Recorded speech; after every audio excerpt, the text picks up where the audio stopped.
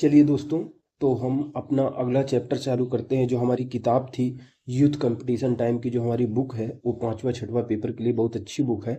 तो इसका हम पांचवा पेपर पढ़ रहे थे, प्रश्न पत्र नंबर 5। और इसके हम 13 नंबर चैप्टर में पहुंच चुके थे। ये 13 नंबर चैप्टर है, उत्तर प्रदेश में कानून व्यवस्था से संबंधित क्वेश्चन है। इसमें कुल मिला के 11-12 क्वेश्चन है और इसमें सारी चीजें बताई गई हैं। जैसे उत्तर प्रदेश की कानून व्यवस्था है, क्या क्या है उत्तर प्रदेश। जैसे इसमें प्रश्न है उत्तर प्रदेश की कानून व्यवस्था से संबंधित कि उत्तर प्रदेश की कानून व्यवस्था के बारे में बताइए, कानून व्यवस्था के ढांचे का वर्णन कीजिए। ठीक है, ऐसे क्वेश्चन हैं। फिर कानून व्यवस्था के ढांचे का वर्णन है, कानून व्यवस्था की स्थापना करने के लिए जो जो विभिन्न इकाइयां गठित की गई हैं, जैसे एटीएस और एसएसएफ है, और पीएसी वगैरह हो गई, एटीएस हो गई। तो ये जितने भी बल गठित किए गए हैं सीआईएसएफ की तरफ से, यूपी एसएसएफ का गठन किया गया है, तो जितनी भी विभिन्न इकाइयां हैं उनके बारे में बताना है। ये क्वेश्चन इससे संबंधित है। फिर एक क्वेश्चन है उत्तर प्रदेश में जो धन बल और बाहुबल बढ़ रहा है, उससे कानून व्यवस्था किस प्रकार से समस्या आती है कानून व्यवस्था में, उससे संबंधित प्रश्न है। यानी कानून व्यवस्था से संबंधित सारी चीज़ों से संबंधित इस प्रकार से इसमें कई सारे प्रश्न दिए गए हैं। जैसे एक क्वेश्चन है कि राजनीति का जो अपराधीकरण हो रहा है, उससे किस प्रकार से उत्तर प्रदेश में कानून व्यवस्था जो है वो बाधित हो रही है। ये क्वेश्चन, इसके बारे में क्वेश्चन है। ठीक है, इसी तरह के कई सारे उत्तर प्रदेश की कानून व्यवस्था से संबंधित क्वेश्चन है। जैसे अगर उत्तर प्रदेश में महिलाओं के प्रति जो अपराध बढ़ रहे हैं, ठीक है, तो वो बताइए कि कौन कौन से अपराध बढ़ रहे हैं और उनको निवारण करने के लिए, उनको दूर करने के लिए सरकार ने कौन कौन से कदम उठाए हैं, उसके बारे में समझेंगे। ठीक है, प्रश्न दिया गया है। फिर अगर बताया गया है कि उत्तर प्रदेश की वर्तमान में जो कानून व्यवस्था है उसके समक्ष कौन कौन सी चुनौतियां हैं। ठीक है, तो कौन कौन सी चुनौतियां, जैसे उत्तर प्रदेश में कौन सी कानून व्यवस्था के समझ बिजली चोरी करते हैं, संगठित अपराध हो रहे हैं, महिलाओं के प्रति हिंसा हो रही है, साइबर अपराध हो रहा है, मॉब लिंचिंग हो रहा है, चेन स्नैचिंग हो रही है, फोन स्नैचिंग हो रही है, महिलाएं गहने पहन के निकल रही हैं उनकी स्नैचिंग हो जा रही है, नक्सलवाद, आतंकवाद, राजनीति का अपराधीकरण, अपराधियों का राजनीतिकरण, ये सारी समस्याएं उत्तर प्रदेश में है, कानून व्यवस्था के समक्ष है। सरकार इसके लिए क्या क्या कर रही है।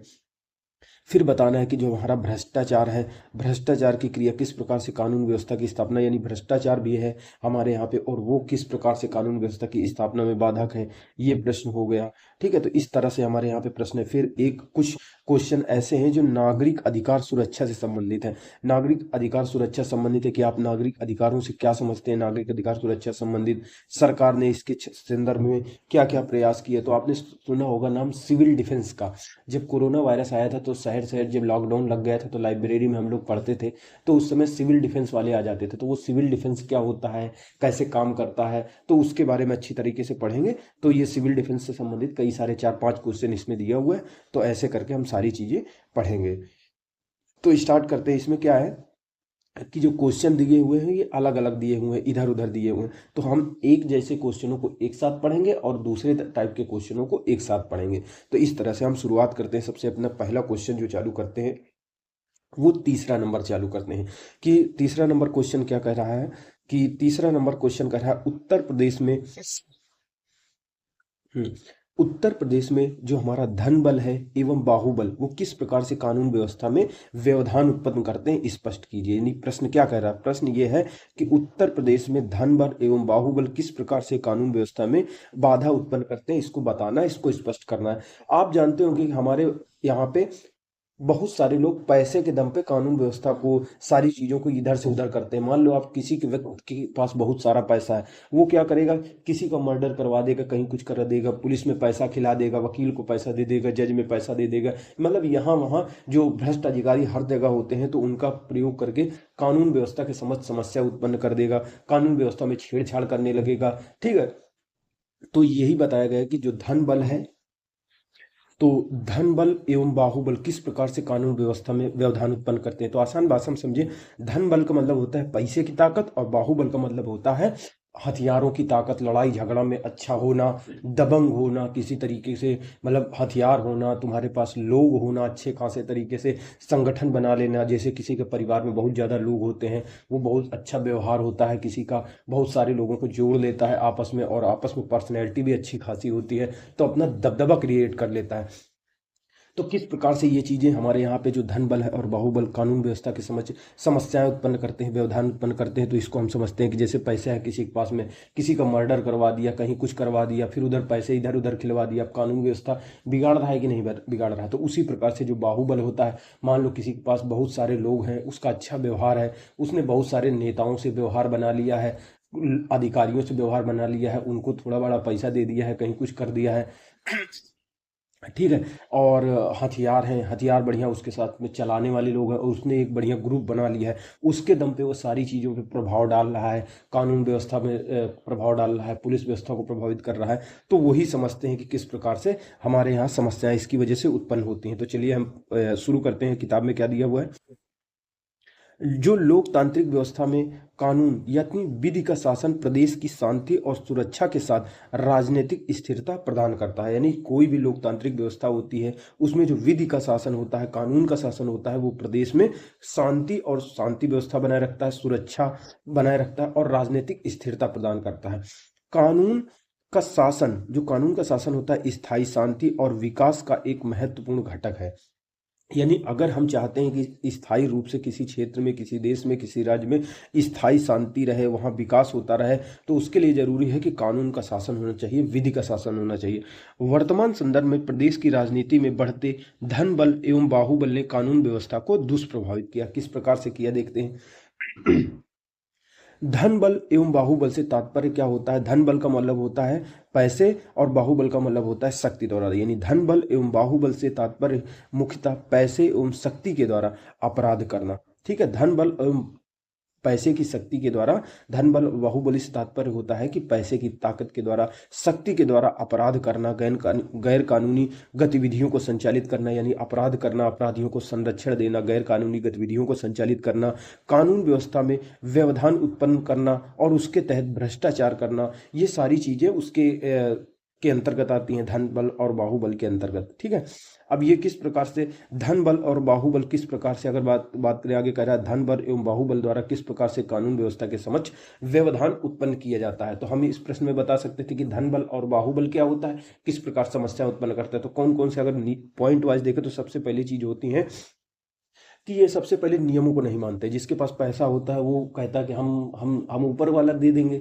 जैसे किसी का कोई चीज़ है, अब पुलिस में पैसे खिला दिया या अपना नंबर जल्दी लगा दिया, उसको ठेका मिल गया, सरकारी ठेका मिल गया या कुछ मिल गया, तो नियमों का पालन नहीं करते हैं। ऐसे धन बल और बाहुबल का समस्या सबसे बड़ी होती है कि ये लोग नियमों का पालन नहीं करते हैं। ऐसे लोग भ्रष्टाचार को बढ़ावा देते हैं। जब नियम नहीं फॉलो होगा, पालन करेंगे, तो भ्रष्टाचार को तो बढ़ावा मिलेगा। ये लोग पैसे के बल पर, शक्ति के बल पर, ताकत के बल पर, ये लोग ऐसे लोग राजनीति में भी प्रवेश कर जाते हैं। और राजनीति में प्रवेश कर जाते हैं, होता क्या, अपराधों में वृद्धि हो जाती है। अपराधों में वृद्धि क्यों हो जाती है, क्योंकि अब ये अपराध करते हैं, सरकार कार्यवाही नहीं करती है, पुलिस कार्यवाही नहीं करती, जज इसको सजा नहीं देते हैं, तारीख पे तारीख देते रहते हैं, तो इनका मनोबल बढ़ जाता है और ज्यादा अपराध में वृद्धि होने लगती है। अब ऐसे लोग क्या होते हैं, चुनाव प्रक्रिया को प्रभावित करने लगते हैं। ठीक है, निर्वाचन में बाधा उत्पन्न होने लगती है, स्वतंत्र और निष्पक्ष निर्वाचन में बाधा उत्पन्न होने लगती है। क्योंकि जो अपराधी होते हैं, जो बाहुबल होता है, धन बल का उपयोग जो चुनाव में होने लगेगा, तो ऐसा प्रत्याशी जीत जाता है जो कोई काम ही नहीं करता है, जो अलाल होता है, जो बहुत बेकार होता है।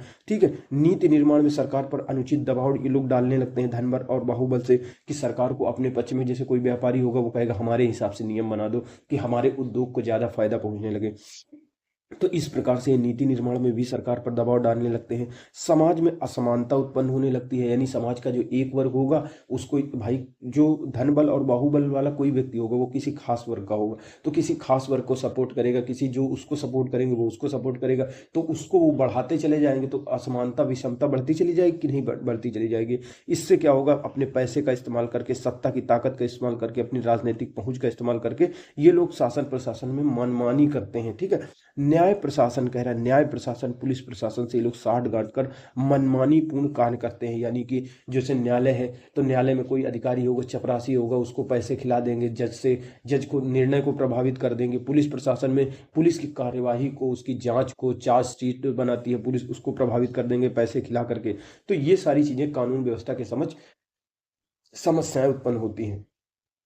ठीक है, वर्तमान में प्रदेश सरकार ने कानून व्यवस्था को सुदृढ़ करने की नीति को प्राथमिकता प्रदान की है। यानी वर्तमान सरकार, जो हमारी सरकार है, उसने क्या किया है, कानून व्यवस्था को सुदृढ़ करने की नीति है कि यही प्राथमिकता है कि सबसे पहले हम कानून व्यवस्था को सुदृढ़ करेंगे। इसी का उदाहरण है कि सबसे पहले बहुत सारे लोग, जैसे मायावती के समय ददुआ ठोकिया जाने कितने मारे गए थे डकैत, इनके समय में अतीक अहमद मारा गया, अंसारी मारे गए, इधर विकास दुबे मारा गया। मतलब अपराधी का कुछ मतलब नहीं, चाहे जो मारा जा रहा है। तो उसी प्रकार से है कि वर्तमान में प्रदेश सरकार ने कानून व्यवस्था को, जो कानून व्यवस्था है, जो राज्य में लॉ एंड ऑर्डर है, उसको सुदृढ़ करने की नीति को प्राथमिकता प्रदान की है।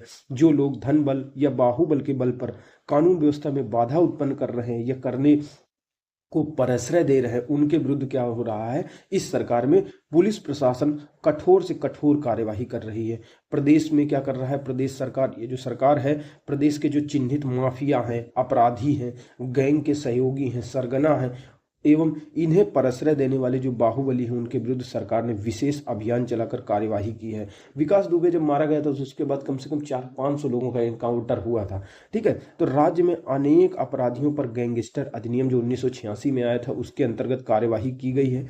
ठीक है, और कार्यवाही की गई है और कईयों के ऊपर कार्यवाही चल रही है। इससे क्या किया जा रहा है, गैंगस्टर अधिनियम के तहत जो भी अपराधी हैं, उनकी जो चल अचल संपत्ति है, जो अवैध संपत्ति है, उन पर कार्यवाही की जा रही है, उसको जब्त किया जा रहा है। इन संपत्तियों पर शिकंजा कसते हुए सरकारी जमीन, जैसे सरकारी जमीन पे लोग कब्जा कर लेते हैं, उनको मुक्त कराया जा रहा है। अवैध कब्जे का ध्वस्तीकरण कराया जा रहा है। बड़ी बड़ी बिल्डिंगें बना देते हैं अवैध, किसी दूसरे की जमीन कब्जा करके, कोई गरीब आदमी उसको निकाल करके बड़ी बड़ी इमारतें, तो उसको जेसीबी के माध्यम से गिराया जा रहा है। ठीक है, जब्त करने की प्रक्रिया की जा रही है, जिसका परिणाम रहा है कि धन बल एवं बाहुबल की ताकत पर प्रदेश में कानून व्यवस्था को चुनौती देने वाले माफिया आज सहमे हुए हैं। निसंदेह प्रदेश की आम जनता को एक सुरक्षित परिवेश प्रदान करना, सुदृढ़ अच्छा सा सांप्रदायिक एवं जातिगत सौहार्द कायम रखना, संगठित पेशेवर अपराधियों के विरुद्ध कार्यवाही सुनिश्चित किया जाना, धन बल एवं बाहुबल के कारण उत्पन्न अपराधियों पर पूर्ण नियंत्रण रखना प्रदेश सरकार की सर्वोच्च प्राथमिकता, यानी जो हमारी वर्तमान की जो सरकार है उसकी सर्वोच्च प्राथमिकता है कि वो सामाजिक जो जातिगत सांप्रदायिक सौहार्द है वो कायम रखे। जो विभिन्न प्रकार के जैसे संगठित अपराधी, पेशेवर अपराधी होते हैं, उनके विरुद्ध सख्त से सख्त कठोर कार्यवाही करे। धन बल और बाहुबल के द्वारा जो अपराध होते हैं उन पर नियंत्रण रखे। ये इसकी प्राथमिकता है। प्रदेश में जन सामान्य को सुरक्षा प्रदान करने हेतु पुलिस वर्तमान में कटिबद्ध है। जो अगला हमारा क्वेश्चन है वो है चौथा नंबर, क्या राजनीति का अपराधीकरण प्रदेश में कानून व्यवस्था की स्थापना में बाधक है? जो आजकल देख रहे होगे कि राजनीति का अपराधीकरण हो रहा है, यानी कई सारे अपराधी हैं जिनके ऊपर गंभीर गंभीर केस हैं, ठीक है ना, वो क्या कर रहे हैं, राजनीति में धीरे धीरे प्रवेश कर रहे हैं। ठीक है, तो उसका अपराधीकरण यानी राजनीति का अपराधीकरण हो रहा है, अपराधी राजनीति में प्रवेश कर रहे हैं, इसको कहते हैं राजनीति का अपराधीकरण। तो कानून व्यवस्था में किस प्रकार से बाधा है, इसको समझना। तो आसान भाषा में समझ लेते हैं। जैसे पहले क्या होता है, जो अपराधी होते हैं वो नेताओं को फंडिंग करते हैं, पैसा देते हैं कि हमारा नेता जो हमारा बातों को, हमारी चीज़ों को, जैसे साहबुद्दीन वगैरह थे, बड़े बड़े होते हैं, मायावती का संरक्षण दिया हुआ वो था, विकास दुबे था, तो इस तरह के लोग हैं। तो इनको पहले क्या होता था, ये इनको नेता संरक्षण देते थे और नेताओं को ये लोग पैसा दिया करते थे। ठीक है, लेकिन आगे चलकर जैसे बीजेपी सरकार में भी कई सारे के, मतलब सब सरकार में होते, किसी भी सरकार को नहीं कहा जा सकता ऐसा। ठीक है, तो इसमें क्या होता था, पहले क्या होता था, जो माफिया वगैरह होते थे, इस तरह के लोग होते थे, इनको पैसा दिया करते थे। ठीक है, और ये चुनाव नहीं लड़ते थे। लेकिन धीरे धीरे क्या हुआ, ये लोग खुद चुनाव लड़ने लगे, जो अपराधी हो गए वही नेता बनने लगे। तो इसी को कहा जा रहा है राजनीति का अपराधीकरण। अब ये किस प्रकार से कानून व्यवस्था के समस्याएं उत्पन्न करते हैं, चुनौती खड़ा करते हैं, इसको देखिए। अगर आसान भाषा में समझे तो क्या होता है, जैसे ये लोग सांसद बन गए, विधायक बन गए, जो अपराधी हैं, अब ये लोगों का माइंडसेट क्या काम करेगा, ये लोग अपराधियों को और बढ़ावा देंगे, ये लोग जो अवैध काम करते होंगे उसको और बढ़ावा देंगे, जो शोषण कर रहे होंगे, फिरौती मांग रहे होंगे चुपचाप अंदर अंदर, तो उसको और ज़्यादा बढ़ावा देंगे। मान लो कोई नियम बन रहा है, वो अच्छा नियम है लेकिन अपराधियों के खिलाफ बुरा है, तो उसका समर्थन ही नहीं करेंगे, वो जगह साइलेंट हो जाएंगे। तो भाई अपराधी चोर कोई अगर कोई आप रक्षा करने के लिए कह दोगे कि भाई इसका हीरे जवाहरात की सुरक्षा करो, तो वो थोड़ी करेगा, वो अंदर अंदर पार कर देगा उसको। तो इसी तरह से कहते हैं कि जो राजनीति का अपराधीकरण हो रहा है, अपराधी राजनीति में घुस रहे हैं, तो उससे कानून व्यवस्था में किस प्रकार से बाधा आती है, तो उसको स्पष्ट करें। तो समझने की कोशिश करते हैं कि हमारे उत्तर में क्या दिया हुआ। राजनीति का अपराधीकरण से तात्पर्य होता है अपराधियों द्वारा चुनाव प्रक्रिया में भाग लेकर राजनीति में प्रवेश करना और विधायिका कार्यपालिका का हिस्सा बनना। यानी जो अपराधी हैं वो चुनाव लड़ते हैं, चुनाव प्रक्रिया में भाग लेकर राजनीति में प्रवेश करते हैं, फिर विधायिका कार्यपालिका का हिस्सा बन जाते हैं। उत्तर प्रदेश की राजनीति में गंभीर आपराधिक पृष्ठभूमि वाले व्यक्तियों की संख्या दिन प्रतिदिन बढ़ रही है। आज देखा जाए तो कोई भी ऐसी पार्टी नहीं है जो जिसके मतलब सांसद विधायक बहुत बड़ी संख्या में उनके ऊपर अपराध, चोरी, हत्या, डकैती, बलात्कार, इस तरह के केस उनके ऊपर न दर्ज हो। तो यानी बड़ी संख्या इनकी बढ़ रही है। प्रदेश में जो कानून व्यवस्था की स्थापना में बाधक है। एक थी वोहरा समिति। वोहरा समिति ने अपने सुझाव में कहा था कि विभिन्न प्रकार के जो अपराध सिंडिकेट होते हैं, सिंडिकेट मतलब होता है एक समूह, अपराध सिंडिकेट, माफिया संगठनों ने महत्वपूर्ण बाहुबल एवं धन बल की शक्ति विकसित की है। यानी वोहरा समिति ने कहा था कि विभिन्न प्रकार के जो अपराधी हैं, अपराधी संगठन है, माफिया है, उन्होंने बहुत ज़्यादा अपनी दबंगई क्रिएट कर ली है, बाहुबल बना लिया है, पैसा इकट्ठा कर लिया है, इस प्रकार की एक विशेष शक्ति बना ली है और उस शक्ति के जरिए कानून व्यवस्था में बाधा उत्पन्न करते हैं। ठीक है, तो और सरकारी अधिकारियों, राजनीतिक नेताओं और अन्य लोगों के साथ जुड़ाव स्थापित करके राजनीति में प्रवेश करके अपराधीकरण को जन्म दिया है। यानी जो सबसे पहली चीज, जो अपराधी थे, विभिन्न प्रकार के अपराध कर रहे थे, ठीक है ना, इन्होंने पैसा कमाया, ठीक है, ताकत बना ली अपनी अच्छी खासी तरीके से। इन्होंने सरकारी अधिकारी जो थे उनसे व्यवहार बना लिया, अच्छा उनको पैसा देने लगे, नेता थे उनसे व्यवहार बना लिया, अन्य लोगों के साथ में जो बड़े बड़े लोग थे उनसे जुड़ाव स्थापित कर लिया और धीरे धीरे क्या कर दिया, स्वयं राजनीति में प्रवेश करने लगे और अपराधीकरण को जन्म दिया, बड़े स्तर पर अपराधीकरण को जन्म दिया। अब कानून व्यवस्था की स्थापना किस प्रकार से ये बाधक होते हैं, जो राजनीति का अपराधीकरण किस प्रकार से बाधा होता है, उसको समझने की कोशिश करते हैं। तो इसमें होता है ये, सबसे पहली चीज, जब राजनीति का अपराधीकरण हो रहा है तो इसमें विधायिका में, यानी कानून बनाने में जब विधायक और सांसद यही बनने लगेंगे तो विधायिका यानी जब कानून बनाने में, विधान बनाने में अपराधियों का प्रवेश हो रहा है, अपराधी जा रहे हैं, कानून बना रहे हैं। सोचो कैसे बनाएंगे, अपराध को प्रश्रय दे रहे हैं। अब ये वही लोग थे जो अपराध कर रहे हैं, तो अपने जो इनके अच्छे वैसे लोग होंगे, सहयोगी लोग होंगे, उनको कहे अपराध अंदर अंदर इन लोग सहायता देंगे, संरक्षण देंगे और कहेंगे ठीक है कोई बात नहीं, कार्यवाही ही नहीं करेंगे, उठाएंगे नहीं, पुलिस को ऊपर से फोन कर देंगे कि ये काम नहीं मत करना, ये इसकी आवाज मत सुनना, वहां पे जो बालू खनन हो रहा है ट्रक जाने देना हमारे। तो अपराध को प्रश्रय मिल जाएगा। फिर भ्रष्टाचार को इससे बढ़ावा मिलेगा, इसमें वृद्धि होगी। वोट बैंक की राजनीति को बढ़ावा मिलेगा, इनके पास पैसा रहेगा, ताकत रहेगी, तो ये लोग किसी को भी वोट खरीद सकते हैं, दारू, मुर्गा, मटन, ये सारी चीजें दे देंगे तो वोट बैंक क्या कहते हैं, वोट ही खरीद लेंगे, तो वोट खरीद लेंगे किसी को, वोट बैंक की राजनीति करेंगे, यानी पूरा पूरा एक समाज को बरगला सकते हैं कि लोग पैसा वैसा दे करके और पूरी वोट इधर से उधर कर सकते हैं, इसको जिस विधायक को चाहे उसको जिता सकते हैं, हरा सकते हैं पैसे के दम पे। ये लोग चुनाव आयोग के कामकाज में भी बाधा उत्पन्न कर सकते हैं। बिल्कुल सही बात है, इतने ज्यादा पावरफुल जो लोग होते हैं, जो ताकत होती है जिनके दम पे, चुनाव आयोग को तो प्रभावित कर सकते हैं, उसके कामकाज को प्रभावित कर सकते हैं। ये लोग क्या कर सकते हैं, न्याय और विधि के शासन का भी खंडन करते हैं। ऐसे जो अब राजनीति का अपराधीकरण हो रहा है, जैसे न्याय व्यवस्था चल रही तो जजों से जाके संपर्क कर लिया, उनको धमका दिया उनके भाई। वैसे तो जज के पास बहुत पावर होता है, लेकिन वो भी तो इंसान होता है। जो कानून का शासन चल रहा है, विधि का शासन चल रहा है, उसका खंडन ये लोग करते हैं। राजनेताओं और नौकरशाहों के बीच ये लोग साठगांठ कर लेते हैं, जैसे नेता से व्यवहार बना लेंगे, उसको चुनाव के समय पैसा दे देंगे, जो बड़े बड़े अधिकारी होते हैं उनको कार गिफ्ट कर देंगे, कहीं कुछ दे देंगे, उनको पैसा दे देंगे उनसे। तो जब नेता भी इनके पक्ष में, अधिकारी भी इनके पक्ष में, तो इनके खिलाफ कार्यवाही कौन करेगा। तो यही होता है। ठीक है, समाज में ये लोग शांति व्यवस्था की स्थापना में बाधा उत्पन्न करेंगे, यानी कानून व्यवस्था बिल्कुल ऐसी तैसी करके रख देंगे। कानून निर्माण प्रक्रिया में आपराधिक पृष्ठभूमि वाले लोगों की उपस्थिति लोकतंत्र की गुणवत्ता पर नकारात्मक रूप से प्रभाव डालती है। बिल्कुल सही बात है कि अगर आपराधिक पृष्ठभूमि वाले घुसेंगे तो लोकतंत्र की गुणवत्ता तो वैसे ही खराब होगी। चुनाव में काले धन का प्रयोग बढ़ जाएगा। ठीक है, अपराधियों के विरुद्ध जांच प्रक्रिया में बाधा आएगी। अब यही अपराधी, अपराध करने वाले तो अपने विरुद्ध न कार्यवाही करेंगे, नियम बनाएंगे, न समर्थन करेंगे, हर चीज अंदर अंदर करवा देंगे। समाज में इससे क्या होगा, हिंसा की संस्कृति को प्रोत्साहन मिलेगा। अब जब इस तरह के अपराधी लोग आगे बढ़ जाएंगे तो जो सीधा साधा व्यक्ति है वो भी देख के कहेगा कि भाई इससे अच्छा तो हम भी यही काम करते, हम भी ऐसे पैसा क्या कहते कमा लेते, चोरी कर लेते, डकैती डाल लेते, किसी का गला दबा के गला काट के पैसा कमा लेता। तो अहिंसा की संस्कृति को समाज में प्रोत्साहन मिलेगा। ठीक है, तो इस तरह वस्तुतः उत्तर प्रदेश की राजनीति में अगर देखा जाए तो प्रत्येक जिला, अगर उत्तर प्रदेश की राजनीति में हम देखें तो प्रत्येक जिले में कोई ना कोई अपराधी राजनीति में प्रवेश किया है। यानी प्रत्येक जिले में, सही बात है, कोई विधायक बन गया, कोई सांसद बन गया, बनने की प्रक्रिया में लगा हुआ है या अभी भी प्रयास कर रहा है। ऐसे अनेक अपराधी होते हैं जिन पर अनेक केस दर्ज है, केस लगे हुए, चोरी, हत्या, डकैती, लूट, अपहरण, फिरौती, सुपारी, कॉन्ट्रैक्ट किलिंग, ये सारी चीजें इनके ऊपर लगा होता है।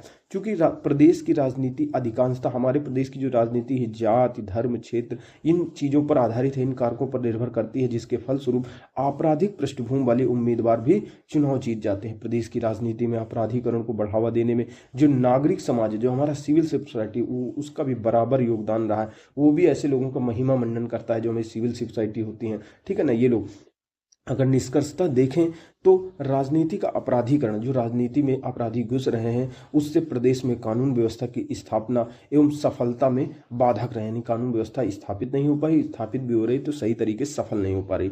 चाहे वह उन्नाव की घटना हो, उन्नाव में देखो सिंगर करके था, उसने घटना, विधायक बना था और उसने कैसे मतलब लड़की का रेप किया, उसके बाद उसको मरवा भी दिया लास्ट में। प्रयागराज में भी इसी तरह की एक घटना हुई थी अभी हाल ही में। तो चाहे प्रयागराज की घटना हो, उन्नाव की घटना हो, सहारनपुर की घटना हो, कई घटनाएं इसी तरह की होती हैं। तो वर्तमान में लोग अपराध करना अपना अधिकार मानने लगे हैं। उनको लगता है नॉर्मल चीज है, कोई दिक्कत नहीं, हम पैसा दे देंगे, भर देंगे, पैसा है हमारे पास में, ताकत है, किसी को भी मार देंगे, किसी के साथ अत्याचार कर देंगे, हमारे साथ कुछ नहीं होगा। तो वर्तमान में लोग, जो अपराधी प्रवृत्ति के लोग हैं, अपराध करना अपना अधिकार मानने लगे हैं। तो भ्रष्टाचार आज एक शिष्टाचार बन गया है। यानी ठीक है, कहते हैं ऊपरी कमाई चलने दो। प्रदेश सरकार को इस समस्या के निदान हेतु कठोर नीति बनाकर और राज्य की कानून व्यवस्था को सफल बनाने हेतु कार्य करना होगा। और इस दिशा में उत्तर प्रदेश सरकार हमारी मतलब अच्छे कदम उठा रही है, अपराध के प्रति जीरो टॉलरेंस की नीति अपना रही है, सारी चीजें कर रही है। अब जो अगला हमारा क्वेश्चन आता है 5वां नंबर, वो है महिलाओं के लिए, कि उत्तर प्रदेश में जो महिलाओं के प्रति अपराध बढ़ रहे हैं, महिलाओं के प्रति बढ़ रहे अपराध एवं उनके निवारण हेतु प्रदेश सरकार द्वारा कौन से कानूनी कदम उठाए गए हैं। यानी एक तरफ जब प्रश्न का पहला भाग है कि महिलाओं के प्रति कौन कौन से अपराध हो रहे हैं और उसके निवारण के लिए हमारी प्रदेश सरकार क्या क्या कर रही है, कितने कितने कानूनी कदम उठा रही है, कार्यवाही कर रही है, सारी चीजें बताना। तो महिलाओं के प्रति अपराध ये क्वेश्चन है और सरकार ने इसके लिए क्या क्या प्रयास किए ये बताना है। तो हम एक लाइन में अगर बता दें इसमें, तो सबसे पहले इसमें बता देंगे कि महिलाओं के प्रति जो अपराध हो रहा है वो क्या है और उसके लिए सरकार क्या क्या कर रही है, इसके पीछे कारण क्या क्या है, ये लिख सकते हैं। ठीक है, तो चलिए उत्तर देखते हैं हम। उत्तर में क्या लिखा हुआ है, किसी भी महिला के साथ, अगर कोई महिला है, ठीक है, उसके साथ किसी भी प्रकार का अपराध किया जाए, जैसे अगर किसी महिला को जा रही रास्ते से उसको धक्का दे दिया जाए, ठीक है, उसके साथ छेड़छाड़ कर दी जाए, यानी शारीरिक रूप से उसको परेशान किया जाए, तेजाब कांड हो जाते हैं, जैसे उसके ऊपर तेजाब डाल दिया, कोई बात बोल रहे हैं, भाई नहीं पसंद तो नहीं पसंद, लेकिन जबरदस्ती करना है, ठीक है ना, तो उसके ऊपर तेजाब डाल दिया, यानी शारीरिक हिंसा कर दिया। मानसिक हिंसा करना, उसको बार बार मैसेज भेजना, उसको दबाव डालना कि उसके ऊपर उसका वेतन कम करना, उसको जैसे कोई बॉस है काम करने वाला, ठीक है, किसी महिला काम कर रहे तो उसको मानसिक रूप से ताना देना कि तुम्हारे भाई को मरवा देंगे, तुम्हारा वेतन बढ़ा देंगे, इस तरह का मतलब दबाव डालना, मानसिक रूप से उसके खिलाफ अपराध करना। ठीक है, लैंगिक अपराध करना, यानी कहने का मतलब उसको गलत कार्य करने के लिए उसके ऊपर दबाव बनाना, उसका शोषण करना, ये सारे के सारे यानी किसी भी महिला के साथ किसी भी प्रकार का जो अपराध हो, चाहे शारीरिक हो, मानसिक हो, लैंगिक हो या मानसिक शोषण हो, वो महिलाओं के प्रति किया गया अपराध कहलाता है। ठीक है, वर्तमान में महिलाएं अगर देखा जाए एक तरफ तो नए नए आयाम गढ़ रही हैं सफलता के। आज देखें तो महिलाएं किस क्षेत्र में नहीं, हर एक क्षेत्र में। तो वहीं दूसरी तरफ उनके ऊपर जो उनके साथ जो गलत कार्य हो रहे हैं, जैसे उनके साथ हिंसा हो रही है, मारपीट हो रही है, लोग मारते हैं, अपराध करते हैं, उनके खिलाफ बलात्कार हो जाती हैं, हत्या की घटनाएं उनके साथ बढ़ रही हैं। यानी एक तरफ वो सफलता के नए नए आयाम गढ़ रही हैं तो दूसरी तरफ उनके साथ अत्याचार हो रहा है। तो जो प्रदेश की कानून व्यवस्था के समझ बाधा उत्पन्न कर रहा है। अगर आगे हम देखें प्रश्न में, तो ये जो चीजें हो रही हैं, महिलाओं के प्रति हिंसा हो रही है, भेदभाव हो रहा है, शोषण हो रहा है, अपहरण हो रहा है, हत्या हो रही है, तो इसके पीछे कारण क्या है, हम कारण किस चीज को समझते हैं। तो कारण में कई सारी चीजें हैं। अगर कारण में देखा जाए तो सबसे जो कारण होती है कि हमारे यहाँ पे महिलाओं के प्रति क्यों अपराध हो रहे हैं, क्योंकि महिलाएं सक्षम नहीं, वो निर्भर है, पुरुषों के ऊपर निर्भर है, अपने भाई के ऊपर निर्भर है, उनका खुद का मतलब आर्थिक रूप से उनके पास सही नहीं है, स्वास्थ्य उनका सही नहीं है। ठीक है, दूसरे के ऊपर कहीं ना कहीं निर्भरता, जो अंतर निर्भरता बढ़ता है तो वो उनका शोषण का कारण बनती है, कि जिनके ऊपर ये निर्भर होती है कहीं ना कहीं वही लोग कारण बनते हैं इनके इनके शोषण होने का, इनके साथ अत्याचार होने का। जैसे पति के ऊपर निर्भर है तो पति ही अत्याचार कर रहा है, बॉस है कोई कंपनी में काम कर रहे हैं तो वो उसका शोषण कर रहा है, ठीक है। तो ये चीजें हैं। उस दूसरी चीज होती है कि जो पितृसत्तात्मक जो हमारा समाज है, आज देखा जाए तो जैसे देखोगे तो पितृसत्तात्मक समाज की जो सबसे हकीकत कड़वी जो सच्चाई है देखे होंगे कहीं में, कि अगर दो तीन बच्चे हैं और लड़की है लड़का है, तो जो लड़का होगा उसको हो सकता है अच्छे स्कूल में पढ़ाए, ठीक है, और लड़की होगी उसको कम अच्छे स्कूल में पढ़ाएंगे, कह देंगे अरे वो तो ठीक है विदा होके चली जाएगी, उसके ऊपर ज्यादा पैसा खर्चा नहीं। तो यही है पितृसत्तात्मक सोच की लड़की और लड़का दोनों होगा तो सोचेंगे अरे लड़के को पढ़ा दो यार, लड़के को बाहर भेज दो, लड़की को चलो यहीं कोचिंग करवा। तो ये है पितृसत्तात्मक जो हमारी सोच है, कहीं ना कहीं हमारी चीजों को, महिलाओं को पीछे रहने में, और जब ये पीछे रह जाएंगे हर एक तरह से कमजोर हो जाएंगे तो उनके साथ अत्याचार होगा ही होगा। दूसरी चीज है पराश्रिता। पराश्रितता मतलब होता है दूसरे के ऊपर निर्भर रहना। महिलाएं हर एक चीज के लिए, अपनी आर्थिक जरूरतों की पूर्ति करने के लिए, सारी चीजों के लिए किसी न किसी के ऊपर निर्भर होती हैं, इसलिए उनके ऊपर कमजोर रहती हैं। तो वही जिसके ऊपर निर्भर रहती हैं वही कारण बनता है इनके ऊपर धार्मिक और कर्मकांडी जीवन। आज देखा जाए तो जाने कितने धर्म में कोई धर्म इससे अछूता नहीं, हर जगह महिलाओं के लिए कोई ना कोई गलत चीजें लिखी हुई हैं जो उनके आत्मसम्मान को प्रभावित करती है, जो उनके ऊपर अत्याचार को बढ़ावा देती है, मोटिवेट करती हैं लोगों को। आज अशिक्षा है समाज में, उसकी वजह से भी ऐसा हो रहा है। बेरोजगारी है, सही बात है, अब महिलाओं की बेरोजगारी है, और बेरोजगारी की वजह से क्या होता है, महिलाएं कोई भी काम करने के लिए मजबूर हो जाती हैं। पुरुष के ऊपर दबाव रहता है, अशिक्षा, तो वो क्या कहते हैं जब बाहर रोजगार नहीं मिलता, आता है महिला के ऊपर मारपीट करता है, तो ये भी चीज हो जाती है। कानून व्यवस्था की कमी हो जाती है, जैसे किसी महिला के ऊपर कहीं कार्यालय में या कर्मचारी कोई भेदभाव कर देता है, कुछ कर देता है, तो उसके खिलाफ कोई कार्यवाही नहीं होती, कानून की कमी होती है, तो इसकी वजह से भी उनके साथ भेदभाव हो रहा है, शोषण हो रहा है, न्याय में देरी होती है। मान लो कि निर्भया कांड हुआ था, उनको सजा कब मिली, 4-5 साल बाद, और किसी किसी केस में तो मिलती नहीं। अभी इलाहाबाद हाई कोर्ट का एक जज का निर्णय आया था, आप खुद देखे होंगे, उसमें इंस्टाग्राम वगैरह में आया था कि एक लड़की थी, उसको पकड़ के उसका निर्णय क्या दिया, स्टेटमेंट आया जज का, न्याय में देरी, न्याय व्यवस्था में भी हमारी खामियां हैं, कि उसका नाड़ा तोड़ना, उसकी चेस्ट पकड़ना, ये करना अपराध की श्रेणी में नहीं आता, ये बलात्कार के प्रयास में नहीं आता। तो इस तरह से हमारी न्याय व्यवस्था में भी सुधार करने की जरूरत है, कि जो न्याय में देरी है, न्यायिक व्यवस्था में हमारे भ्रष्टाचार है, उसको भी दूर करने की जरूरी है। न्याय व्यवस्था में जवाबदेही तय करनी चाहिए, ठीक है ना, ये भी एक समस्या आती है। सामाजिक एवं आर्थिक असमानता भी एक बड़ी चुनौती पेश करता है, यानी सामाजिक असमानता, जैसे एक वर्ग ज्यादा पिछड़ा है, दूसरा वर्ग आगे, तो उस वर्ग की, जिस वर्ग पिछड़ा है उसकी महिलाएं भी पिछड़ी होंगी, उनके साथ अत्याचार होगा। यौन जागरूकता की कमी भी एक बड़ी समस्या है महिलाओं के प्रति हिंसा होने का, क्योंकि हमारे यहाँ पे पता ही नहीं है लोगों को, क्या कहते हैं, किस प्रकार से यौन शिक्षा नहीं बताई गई है कि क्या होता है क्या नहीं होता है, तो इसलिए ऐसी समस्याएं निकल के सामने आती हैं, ठीक है ना। हवा बना लेते हैं, जैसे सेक्स जैसी चीजों को लोग हवा बना लेते हैं, करियर को फोकस नहीं करेंगे, इसी चीज जीवन उनका इसी में लग जाएगा और ये भी नहीं मिलेगा। तो इसीलिए जागरूकता की कमी है, इसलिए हिंसा उनके खिलाफ बढ़ावा देते हैं। आगे चल के अगर देखा जाए तो एक रिपोर्ट के अनुसार अगर देखें तो हमारे उत्तर प्रदेश में प्रतिदिन लगभग 135 से अधिक महिलाओं के साथ किए गए गंभीर अपराध के मामले दर्ज होते हैं, यानी प्रतिदिन 135 गंभीर अपराध जो होते हैं उसके मामले दर्ज होते हैं प्रदेश में लगातार महिलाओं के खिलाफ, यानी बढ़ रहे अपराध और जो है, और कानून व्यवस्था की स्थापना के हेतु बढ़ रहे हैं, यानी अपराध बढ़ रहे हैं और कानून व्यवस्था की स्थापना कर रही है। कैसे, अब सरकार द्वारा क्या क्या प्रयास किए जा रहे हैं, क्या क्या कार्य किए जा रहे हैं, तो अगर देखें तो सबसे पहली चीज जो सरकार कर रही है वो कई योजनाएं ला रही है। जैसे लखनऊ में चालू किया गया सरकार द्वारा सेफ सिटी योजना का प्रारंभ किया गया लखनऊ में, यानी लखनऊ में महिलाओं को सुरक्षा प्रदान करने के सेफ सिटी योजना का प्रारंभ किया गया है। मिशन शक्ति योजना प्रारंभ की गई है, ठीक है। महिलाओं के प्रति जो उत्पीड़न होता है उसको रोकने के लिए पुलिस विभाग के अंतर्गत, यानी महिलाओं के प्रति जो उत्पीड़न होता है उसको रोकने के लिए सरकार ने क्या किया, पुलिस विभाग के अंतर्गत वीमेन पावर लाइन 1090 इसका शुरुआत की गई, वीमेन पावर लाइन 1090 की शुरुआत की गई है। महिला सम्मान प्रकोष्ठ की स्थापना की गई है। CBCID के पुलिस महिला सहायता प्रकोष्ठ को समेकित करते हुए, इंटीग्रेट करते हुए महिला एवं बाल सुरक्षा संगठन की स्थापना की गई, यानी वीमेन पावर लाइन 1090 महिला सम्मान प्रकोष्ठ, उसके साथ साथ महिला एवं बाल सुरक्षा संगठन की स्थापना की गई है। सरकार में उत्तर प्रदेश सरकार, जैसे योगी आदित्यनाथ की सरकार आई थी, उसने क्या किया था, एंटी रोमियो स्क्वाड का गठन किया गया था। 1535 थानों में महिला हेल्प डेस्क की स्थापना की गई है, ठीक है ना। 3 महिला पीएसी बटालियन का गठन किया गया है, जो प्रादेशिक आर्म्ड कांस्टेबलरी होती है। तो 3 महिला महिला पीएसी बटालियन है, जिसमें केवल महिलाएं। महिला संबंधी अपराधों में त्वरित कार्यवाही करने के लिए 28 प्रदेश में फास्ट ट्रैक कोर्ट की स्थापना की गई है, जो महिला संबंधी विवादों का निपटारा करेगा, उनके खिलाफ होने वाले अत्याचार में जल्द से जल्द सुनवाई करेगा।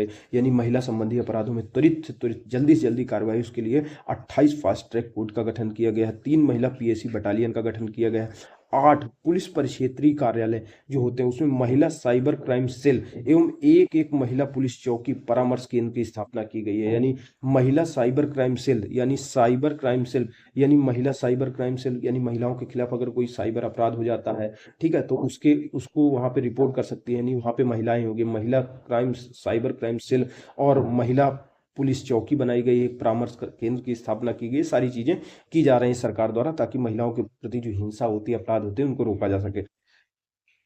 महिला एवं बाल संबंधी अपराधों के लिए सरकार पोस्को एक्ट लेके आई है, ठीक है। इस प्रकार से अगर देखें तो प्रदेश सरकार, हमारी प्रदेश सरकार नारी की गरिमा, सम्मान और उस बढ़ाने के लिए, सुरक्षित रखने के लिए और उसके सशक्तिकरण हेतु हमारी सरकार प्रतिबद्ध है। महिलाओं को अल्प समय में, यानी जितना जल्दी हो सके उतने समय में त्वरित पुलिस सहायता प्रदान करने हेतु प्रदेश सरकार काम कर रही है, ठीक है। महिलाओं के विरुद्ध घटित होने वाले अपराधों को अत्यंत गंभीर विषय मानते हुए उनके विरुद्ध होने वाले अपराधों पर अंकुश लगाने के लिए, इनको गंभीर विषय मानती है जो महिलाओं के खिलाफ अपराध होते हैं, और अंकुश लगाने के लिए जो उनके विरुद्ध अपराध होते हैं तथा कानून व्यवस्था को कुशल बनाने के लिए सरकार ने निर्देश दिए हैं। निष्कर्षता हम कह सकते हैं कि महिलाओं के प्रति समाज की मानसिकता में बदलाव लाने के लिए, हमको शिक्षा का विस्तार करने के लिए, उन्हें आत्मनिर्भर बनाकर मानवीय प्रतिष्ठा का अधिकार प्रदान करना होगा। यानी अगर हम चाहते हैं कि उन लोगों की, अगर हम महिलाओं के प्रति समाज में मानसिकता में बदलाव लाना चाहते हैं, तो उसके लिए हमको शिक्षा का विस्तार करना होगा, उनको आत्मनिर्भर बनाना होगा।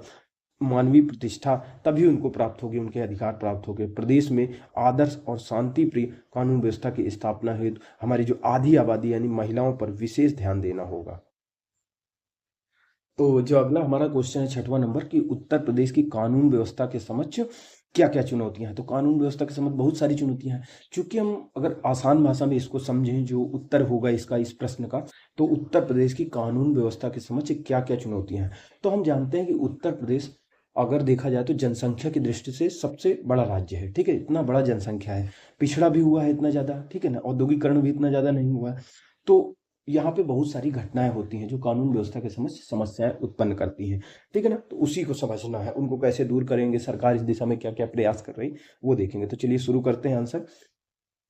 उत्तर प्रदेश सरकार द्वारा आम जनता को एक सुरक्षित परिवेश प्रदान करना, सुदृढ़ सांप्रदायिक और जातिगत सौहार्द कायम करना, संगठित एवं पेशेवर अपराधियों के विरुद्ध कठोर कार्यवाही सुनिश्चित करना तथा अपराधियों पर पूर्ण नियंत्रण स्थापित करके प्रदेश की कानून व्यवस्था को सफल एवं सुदृढ़ बनाने की प्राथमिकता लक्षित है। यानी ये भूमिका लिख सकते हो, ये भी नहीं लिखोगे तो कोई दिक्कत नहीं है, ठीक है। अब मेन जो इसका आता है, मेन बॉडी आती है कि उत्तर प्रदेश की वर्तमान में, उत्तर प्रदेश की कानून व्यवस्था के समक्ष चुनौतियां, तो क्या क्या वर्तमान में चुनौतियां सामने आती हैं, देखने को मिलती हैं। क्या क्या चुनौतियां देखने को मिलती हैं। सबसे पहले चीज हमारे यहाँ पे देखने को मिलता है, जैसे धार्मिक हिंसा होती है, जैसे किसी को धर्म के आधार पर मार दिया जाता है, ठीक है। मॉब लिंचिंग हो जाती है, जैसे सुने होंगे कि किसी मुसलमान को मार दिया कि वो इसका मीट लेके जा रहा था, उसका मीट लेके जा रहा था, ठीक है। जातिवाद, धार्मिक हिंसा, जातिवाद में वृद्धि हो रही है, ये सारे अपराध हो रहे हैं, जिस जातिवादी हिंसा में वृद्धि हो रही है। ज्यादातर पश्चिमी उत्तर प्रदेश, कई जगह में ऐसी घटनाएं देखने को मिलती, कहीं किसी को पानी पिला दिया, अपना पेशाब पिला दिया, ये सारी चीजें होती रहती है ना, देखते हो रहते होगे। अपराधों में वृद्धि हो रही है उत्तर प्रदेश में, तरह तरह के संगठित अपराध हैं, बच्चों के खिलाफ, महिलाओं के खिलाफ जो अपराध हो रहे हैं उसमें वृद्धि हो रहे हैं। आज इंटरनेट, मोबाइल फोन, कंप्यूटर, इतना ज्यादा इसका चलन हो गया कि साइबर अपराध की घटनाएं बहुत ज्यादा बढ़ गई हैं। महिलाओं के विरुद्ध हिंसा में वृद्धि हो रही है। आज देखा जाए विद्युत चोरी हो रही है, बिजली की चोरी हमारे यहाँ पे बहुत ज्यादा, उत्तर प्रदेश, ये उत्तर प्रदेश के संदर्भ में बात हो रही है कि उत्तर प्रदेश में देखा होगा बिजली कटिया फांस लेते हैं गांव गांव में, जहां महिलाओं के विरुद्ध हिंसा होती है, बच्चों के खिलाफ हिंसा होती है। संगठित अपराध आज देखने को मिले हैं, कई सारे संगठित अपराध होते हैं, ठीक है ना। भ्रष्टाचार, अगर हमारे हर विभाग, सरकारी विभाग में ज्यादातर भ्रष्टाचार देखने को मिलता है, ठीक है। राजनीति का अपराधीकरण हो रहा है, यानी अपराधी राजनीति में प्रवेश कर रहे हैं हमारे यहाँ पे। नक्सलवाद, आतंकवादी गतिविधियां देखने को मिलती है, स्नैचिंग देखने को मिलती है, जैसे चैन किसी की खींच के चले जाएंगे, मोबाइल खींच के चले जाएंगे, स्कूटर मोटरसाइकिल से आएंगे। तो ये सारी घटना, यानी उत्तर प्रदेश की कानून व्यवस्था के समक्ष ये सारी समस्याएं हैं। ठीक है। अब अगर देखा जाए तो इसको अगर व्याख्या के तहत अगर देखा जाए तो साइबर अपराध, वही जो पॉइंट आता है साइबर अपराध, तो वर्तमान युग की विज्ञान, जो वर्तमान युग है वो विज्ञान एवं तकनीक का युग है। इसलिए कंप्यूटर क्षेत्र का जैसे जैसे इंटरनेट कंप्यूटर क्षेत्र का जैसे जैसे विस्तार हो रहा है, वैसे वैसे इसी क्षेत्र में साइबर अपराध भी बढ़ रहे हैं। तो पहला पॉइंट साइबर अपराध हो रहा है। दूसरी चीज का, प्रदेश में धर्म और जाति के आधार पर भेदभाव बढ़ रहा है, मतभेद बढ़ रहा है, शोषण बढ़ रहा है, अत्याचार हो रहा है। इस संदर्भ में अगर देखो तो निरंतर हत्याएं हो रही, बलात्कार हो रहे हैं, मारपीट की घटनाएं बढ़ रही हैं। अगर आगे देखें तो महिलाओं के प्रति भी हिंसा में लगातार वृद्धि हो रही है। पुलिस प्रशासन में भ्रष्टाचार लगातार बढ़ता चला जा रहा है, घर करता चला जा रहा है। ये भी एक बड़ी समस्या है प्रशासन के समक्ष, कानून व्यवस्था के समक्ष। अब वर्तमान जो सरकार है हमारी, वर्तमान उत्तर प्रदेश सरकार ने कानून व्यवस्था के लेकर वर्तमान में जीरो टॉलरेंस की नीति अपना रखी है। पुलिस विभाग को कर्तव्य निष्ठा के साथ कार्य करने की, वो कर्तव्य निष्ठ होकर काम करे, अपने कर्तव्यों का पालन अच्छी से ईमानदारी से पूरा करे, अपराधियों से कठोरता पूर्वक निपटे, अपराधियों को राजनीतिक संरक्षण ना दे, देना बंद कर दे, कठोर से कठोर दंड की व्यवस्था करे, भ्रष्ट भ्रष्ट पुलिस वालों के विरुद्ध कार्रवाई हो, साथ ही ईमानदार एवं कर्तव्यनिष्ठ अफसरों को प्रोत्साहित किया जा सके, उनको इनाम दिया जा सके, उनका वेतन वृद्धि की जा सके, उनका प्रमोशन किया जा सके। ये सरकार इस नीति पर चल रही है। किस नीति पर चल रही है कि कर्तव्य निष्ठा के साथ पुलिस विभाग कार्य कर सके, अपराधियों के विरुद्ध कठोर कार्यवाही कर सके, अपराधियों को राजनीतिक संरक्षण न मिले, कठोर से कठोर व्यवस्था बने, भ्रष्ट पुलिस वालों के, एक तरफ भ्रष्ट पुलिस वालों के विरुद्ध कार्यवाही हो और जो ईमानदार हैं, कर्तव्य निष्ठ है, उनको प्रोत्साहन मिले, उनको इनाम मिले। उस नीति पर काम कर रही है उत्तर प्रदेश सरकार ने। इस तरह की जो उत्तर प्रदेश में कानून व्यवस्था के समक्ष चुनौतियां उत्पन्न करने वाली समस्याएं हैं, उनमें सुधार करने के लिए प्रयास किए हैं। क्या क्या प्रयास किए हैं? सबसे पहली चीज, उत्तर प्रदेश सरकार ने पुलिस विभाग जो हमारा, उसके बजट में वृद्धि कर दी है। नई पुलिस भर्ती लेकर आई सरकार, तो पुलिस से ही कानून व्यवस्था संभालती है, तो पुलिस के बजट में वृद्धि कर दी है, नई भर्ती लेकर आई है। 7 महानगर, प्रदेश के जो 7 महानगर है, लखनऊ, गौतमपुर नगर, कानपुर, वाराणसी, यानी कान, जैसे मेन मेन जो शहर मान लो, लखनऊ हो गया, कानपुर हो गया, वाराणसी हो गया, प्रयागराज हो गया, आगरा हो गया, गाजियाबाद हो गया, इनमें पुलिस कमिश्नरेट व्यवस्था की लागू किया गया है। सेंटर ऑफ एक्सीलेंस की स्थापना की गई है, यानी उत्कृष्टता केंद्र की स्थापना की गई है। साइबर क्राइम थाना स्थापित किए जा रहे हैं, साइबर की घटनाओं, साइबर अपराध की घटनाओं से निपटने के लिए लखनऊ में, गौतम बुद्ध नगर, इसके अलावा 16 परिक्षेत्रीय मुख्यालयों पर एक एक साइबर क्राइम थाना, यानी मूल बात है कि साइबर क्राइम थाने की स्थापना की जा रही है। ठीक है ना। धर्म परिवर्तन, जो देखा होगा, लालच देकर, वैसे हमारे आर्टिकल संविधान में 25 में दिया गया धार्मिक स्वतंत्रता है, कोई अपनी मर्जी धर्म परिवर्तन कर रहा है, लेकिन अगर कोई लालच देकर, झूठा वादा करके किसी तरीके का अगर कराता है, दबाव बनाकर कराता है, तो वो उसी को रोकने के लिए, यानी धर्म परिवर्तन की घटनाओं पर रोकने के लिए, अवैधानिक या अनैतिक तरीके से डर बनाकर धर्म परिवर्तन की घटनाओं पर रोक लगाने के लिए, और इसके लिए जो दोषी हैं उन पर कठोर से कठोर कार्रवाई करने के लिए उत्तर प्रदेश सरकार एक कानून लेकर आई है, उत्तर प्रदेश विधि धर्म परिवर्तन अधिनियम 2017। इसको मंजूरी मिल गई है।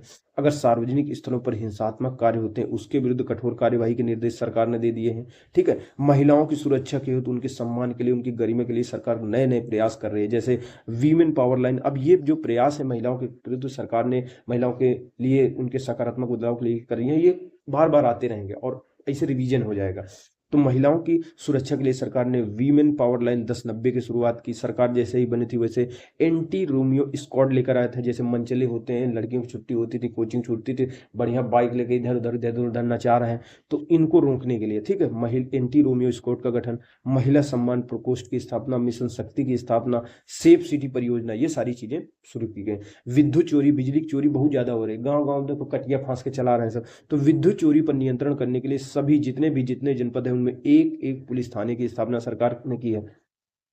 जितने भी तरह के संगठित अपराध होते हैं, पेशेवर माफिया होते हैं, गिरोह होते हैं, इनके विरुद्ध कार्रवाई सरकार कर रही है। आपने यूपी कोका कानून पढ़ा था, जो मकोका महाराष्ट्र के कानून के तहत आया था, यानी संगठित अपराधी, पेशेवर माफिया, इनके विरुद्ध कार्रवाई करने के लिए यूपी कोका कानून आई है। जो आतंकवाद, नक्सलवाद घटनाएं हैं, इनसे निपटने के लिए एटीएस का गठन किया था, एंटी टेररिस्ट स्क्वाड।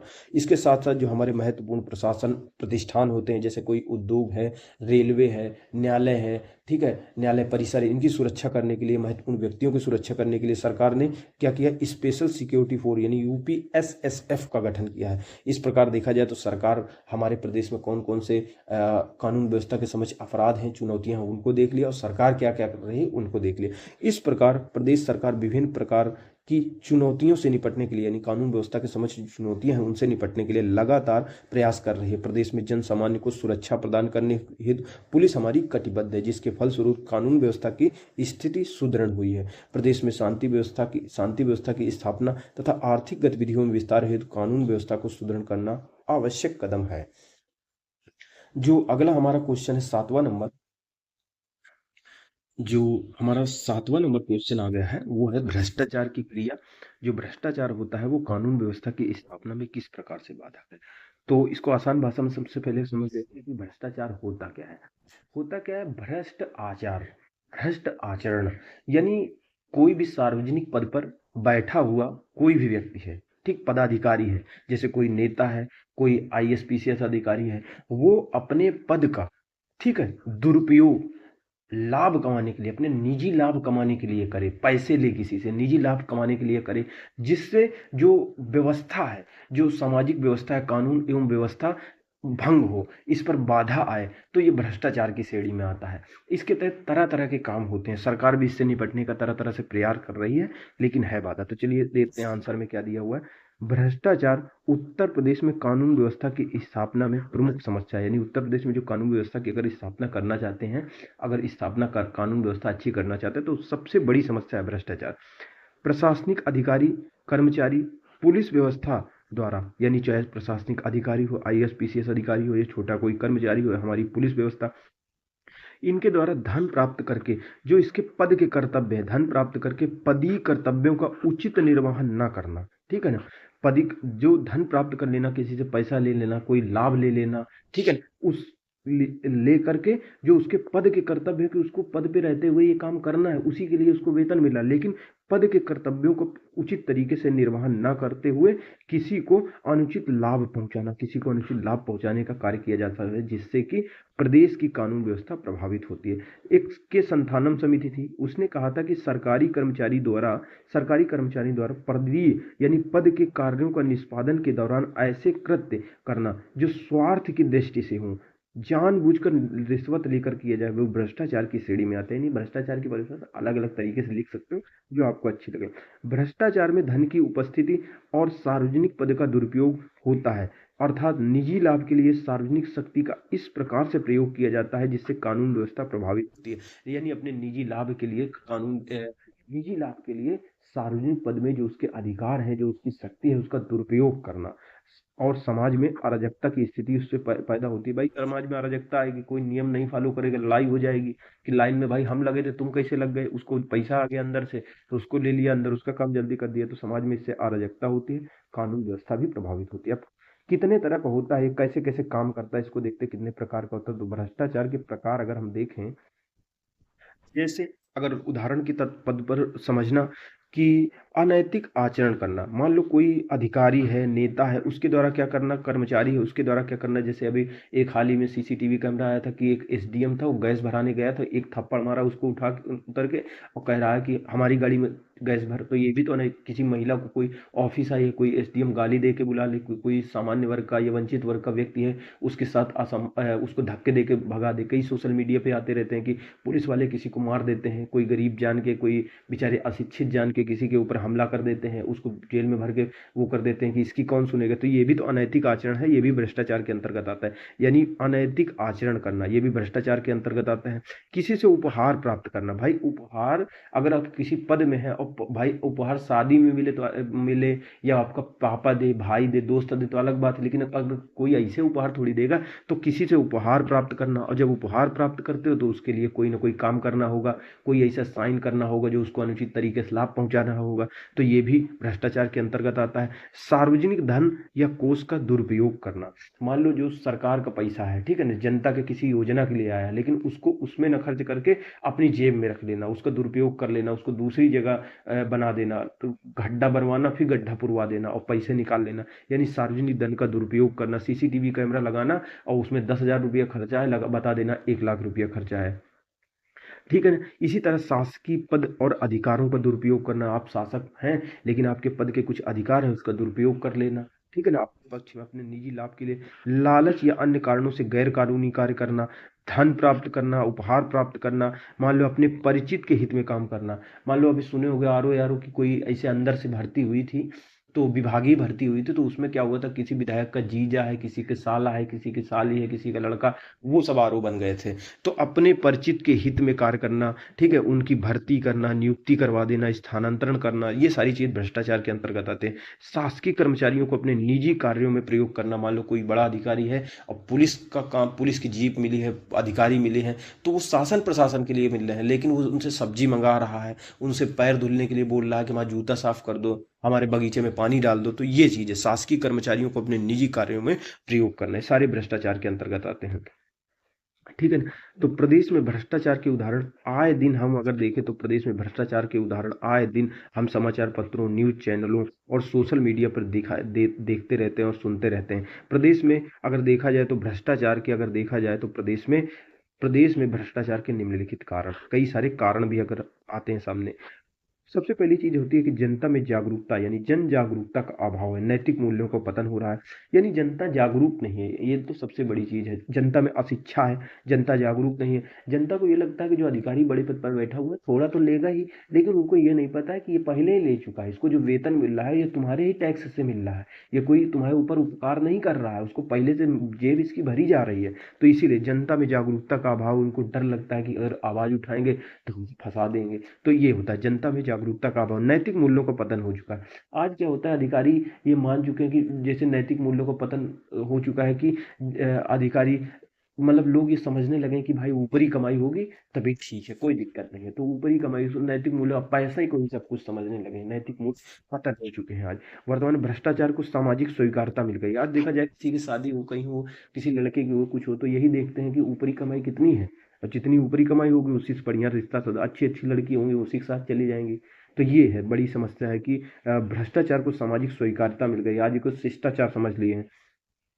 नेता और अधिकारियों के बीच साठगांठ होता है, एक तरफ नेता होते हैं, एक तरफ अधिकारी होते हैं। तो नेता क्यों बने, अधिकारी बने, अलग अलग क्यों किया गया, एक ही को दोनों पावर दे देना चाहिए। तो शक्ति का पृथक्करण सिद्धांत होता है कि एक आदमी के पास पूरी शक्ति होगी तो वो भ्रष्टाचार बन जाएगा, तानाशाह बन जाएगा। तो इसीलिए तो अलग अलग किया गया था कि एक तरफ अधिकारी होंगे, जो एक तरफ नियम कोई बनाएगा, विधायिका होगी, कार्यपालिका होगी और न्यायपालिका होगी। लेकिन अब क्या हो रहा है, जो नेता है, अधिकारी है, वो साठ गांठ बना लेते हैं।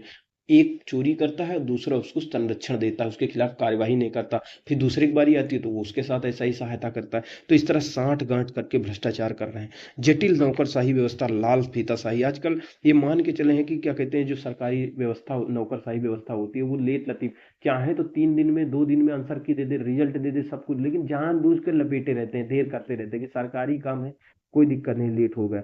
हमारी जो न्याय व्यवस्था भी सही तरीके, न्याय व्यवस्था में भी सुधार करने की जरूरत है। यानी हमारे यहाँ पे जो जटिल न्याय व्यवस्था है, जो हमारे यहाँ पे न्याय में देरी होती है, ये भी हमारे यहाँ पे भ्रष्टाचार को बढ़ावा देती है। ठीक है ना। अगर भ्रष्टाचारियों को सजा नहीं मिले, कोई पुलिस पुल गिर गया है, तो उनके खिलाफ सख्त सख्त कार्यवाही होना चाहिए कि 10 साल में पुलिस पुल नहीं गिरना चाहिए, गिर गया तो उसको सजा होनी चाहिए 10 साल की। नहीं होती, वो बच जाते हैं इसीलिए, और न्याय में 10 10 10 10 साल लटका रहता है मामले, भले ही उसमें 5 लोग, 10 लोग, 50 लोग मर गए हो दब के, कोई कार्रवाई नहीं होगी। तो न्यायालय भी इसके लिए जिम्मेदार है, यानी न्याय व्यवस्था, यानी न्यायिक व्यवस्था, जटिल न्यायिक व्यवस्था है, न्याय में देरी जो होती है उसकी वजह से भी भ्रष्टाचार बढ़ता है। पुलिस, सरकारी कर्मचारियों को दिया गया अनुचित संरक्षण, आज जो आईएएस पीसीएस या छोटे छोटे कर्मचारी काम कर रहे हैं, उनको पता होता है कि हमारी नौकरी जाएगी ही नहीं, चाहे जितना कर लो भ्रष्टाचार, तो इसी वजह से वो और ज्यादा करते हैं, उनको विभिन्न तरह के कानूनों से संरक्षण होता है। तो ये नहीं मिला, अनुचित संरक्षण नहीं मिलना चाहिए, तार्किक संरक्षण होना चाहिए, युक्ति युक्त संरक्षण होना चाहिए। पुलिस व्यवस्था के प्रति जनता में डर का माहौल है, डर का व्याप्त होना। आज पुलिस व्यवस्था उसी तरह की पुलिस व्यवस्था है जैसे अंग्रेज बना के चले गए थे। अंग्रेजों ने हमको दबाने के लिए, हम पर नियंत्रण रखने के लिए बनाया था, लेकिन आज हम एक लोक कल्याणकारी राज्य हैं। तो हमारे यहाँ पे पुलिस व्यवस्था जनता के कल्याण के लिए, जनता के सहयोगी होना चाहिए, जनता को कल्याण करने वाली होनी चाहिए। लेकिन आज क्या है, पुलिस व्यवस्था में कोई सुधार नहीं है, तो पुलिस के प्रति जनता में डर का माहौल है। वो जानती है कि थोड़ी सी पुलिस पहुंच गई तो लोग पैसा दे देते हैं, सिफारिश करने लगते हैं कि कहीं हमको फंसा न दे। तो वही चीज है, पुलिस के प्रति डर का भावना।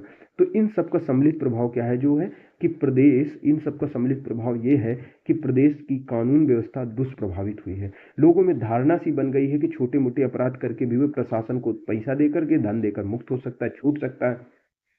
बड़े बड़े माफिया वर्ग, गिरोह, ठीक है, जो गैंगस्टर होते हैं वे जानबूझकर अपराध करते हैं ताकि पुलिस और राजनेता से संरक्षण तो मिल ही जाएगा, संरक्षण प्राप्त करते हैं और भ्रष्टाचार के कारण समाज में असमानता बढ़ती है, सेवा की गुणवत्ता प्रभावित होती है, प्रशासनिक कार्यों में अकर्मण्यता में वृद्धि होती है। भाई सेवा की गुणवत्ता क्यों प्रभावित होगी? मतलब सरकारी कोई बिजली मिल रही है या कुछ मिल रहा है, कोई प्रोडक्ट मिल रहा है, सरकार दे रही है, लेकिन अगर उसमें भ्रष्टाचार, जैसे जैसे मान लो कि बीएसएनएल का उदाहरण लो लो, बीएसएनएल में भ्रष्टाचार है। अब प्राइवेट कंपनियों ने इतना ज़्यादा इंजीनियरों को उनको पैसा दे देते हैं कि वो नेट को कमज़ोर कर देते हैं, तो बीएसएनएल देखो पीछे चल गए, जियो आगे चल गए। नहीं, बीएसएनएल को आगे जाना चाहिए ना। तो सेवा की गुणवत्ता प्रभावित हुई कि नहीं हुई? प्रशासनिक कार्यों में अकर्मण्यता, अब मान लो एक भ्रष्टाचार करके आया, उसका प्रमोशन भी हो गया, उसने घर भी बनवा लिया, तो जो ईमानदार से काम कर रहा है, ईमानदारी से उसको कोई प्रमोशन वमोशन नहीं मिला, वो ऊपर उसके ऊपर भ्रष्टाचार का आरोप लगाकर उसी का प्रमोशन रोक दिया गया, उसी का सस्पेंड कर दिया गया, तो क्या होगा? जो काम करने वाला है वो भी नहीं काम करेगा, यानी कार्यों में, जो प्रशासनिक कार्यों में अकर्मण्यता में वृद्धि हो जाएगी। विकास कार्यों में तो इससे बाधा आएगी ही आएगी। तो प्रदेश में भ्रष्टाचार एक गंभीर समस्या, अगर निष्कर्ष रूप में देखें तो ये गंभीर समस्या हमारी कानून व्यवस्था के लिए और सारी चीज़ों के लिए, जिससे प्रदेश की कानून व्यवस्था दुष्प्रभावित होती है। पुलिस व्यवस्था को भ्रष्टाचार मुक्त बनाकर प्रदेश की कानून व्यवस्था को सुदृढ़ बनाना होगा। लोगों में भ्रष्टाचार के विरुद्ध जन जागरूकता बढ़ाने से भी इसमें कमी आएगी। जो हमारे बचे हुए अब क्वेश्चन थे, वो कुछ हैं नागरिक सुरक्षा से संबंधित, जो सिविल डिफेंस होता है नागरिक, उसे ही जैसे नागरिक सुरक्षा है, इसी को नागरिक सुरक्षा अधिकार या नागरिक अधिकार सुरक्षा अलग अलग नामों से जाना जाता है। इसको अगर इंग्लिश में देखा जाए तो इसको कहते हैं सिविल डिफेंस। ठीक है, इंग्लिश में कहते हैं सिविल डिफेंस। आपने देखा होगा जब कोरोना काल आया था, लाइब्रेरी में हम लोग पढ़ रहे थे सब लोग, तो सिविल डिफेंस वाले आ जाते थे, फाइन काटते थे कि तुमने मास्क नहीं लगाया है, लाइब्रेरी क्यों खोल रखी है। तो ये सिविल डिफेंस क्या सिस्टम है? ये कोई नया तो है नहीं कि कोरोना के समय बन गया हो, ये बहुत पहले का है। तो इसी के बारे में हमको पढ़ना है कि ये होता क्या है, कैसे काम करता है, क्या इसका इतिहास होता है, जिसको अच्छी तरह से हम देखेंगे। ठीक है, एक एक करके देखेंगे, 4-5 क्वेश्चन इससे रिलेटेड है, और आगे जो कुछ क्वेश्चन, 2 क्वेश्चन उससे रिलेटेड है कि जो कानून व्यवस्था है उससे आप क्या समझते हैं, और उत्तर प्रदेश में कानून व्यवस्था का ढांचा क्या है। ठीक है ना, उत्तर प्रदेश में कानून व्यवस्था का ढांचा क्या है, और कानून जो व्यवस्था उत्तर प्रदेश में स्थापित हुई है तो उसकी विभिन्न इकाइयाँ कौन कौन सी हैं। ठीक है ना, जैसे एटीएस हो गया, एसएसएफ हो गया, सारे जो बल होते हैं, इकाइयाँ होती हैं, कैसे काम करती हैं, उसका वर्णन करना, उसकी उपयोगिता का वर्णन करना। तो सबसे पहले हम सिविल डिफेंस वाले क्वेश्चन में जाते हैं, इनका आंसर समझने की कोशिश करते हैं इनको अच्छी तरीके से कि सिविल डिफेंस या नागरिक सुरक्षा क्या होता है। तो चलिए अच्छे से इसको विश्लेषण करते हैं, इसको समझते हैं। देखिए, सबसे पहले जो क्वेश्चन है इस बुक में है उनको एक एक करके देख लेते हैं क्या है।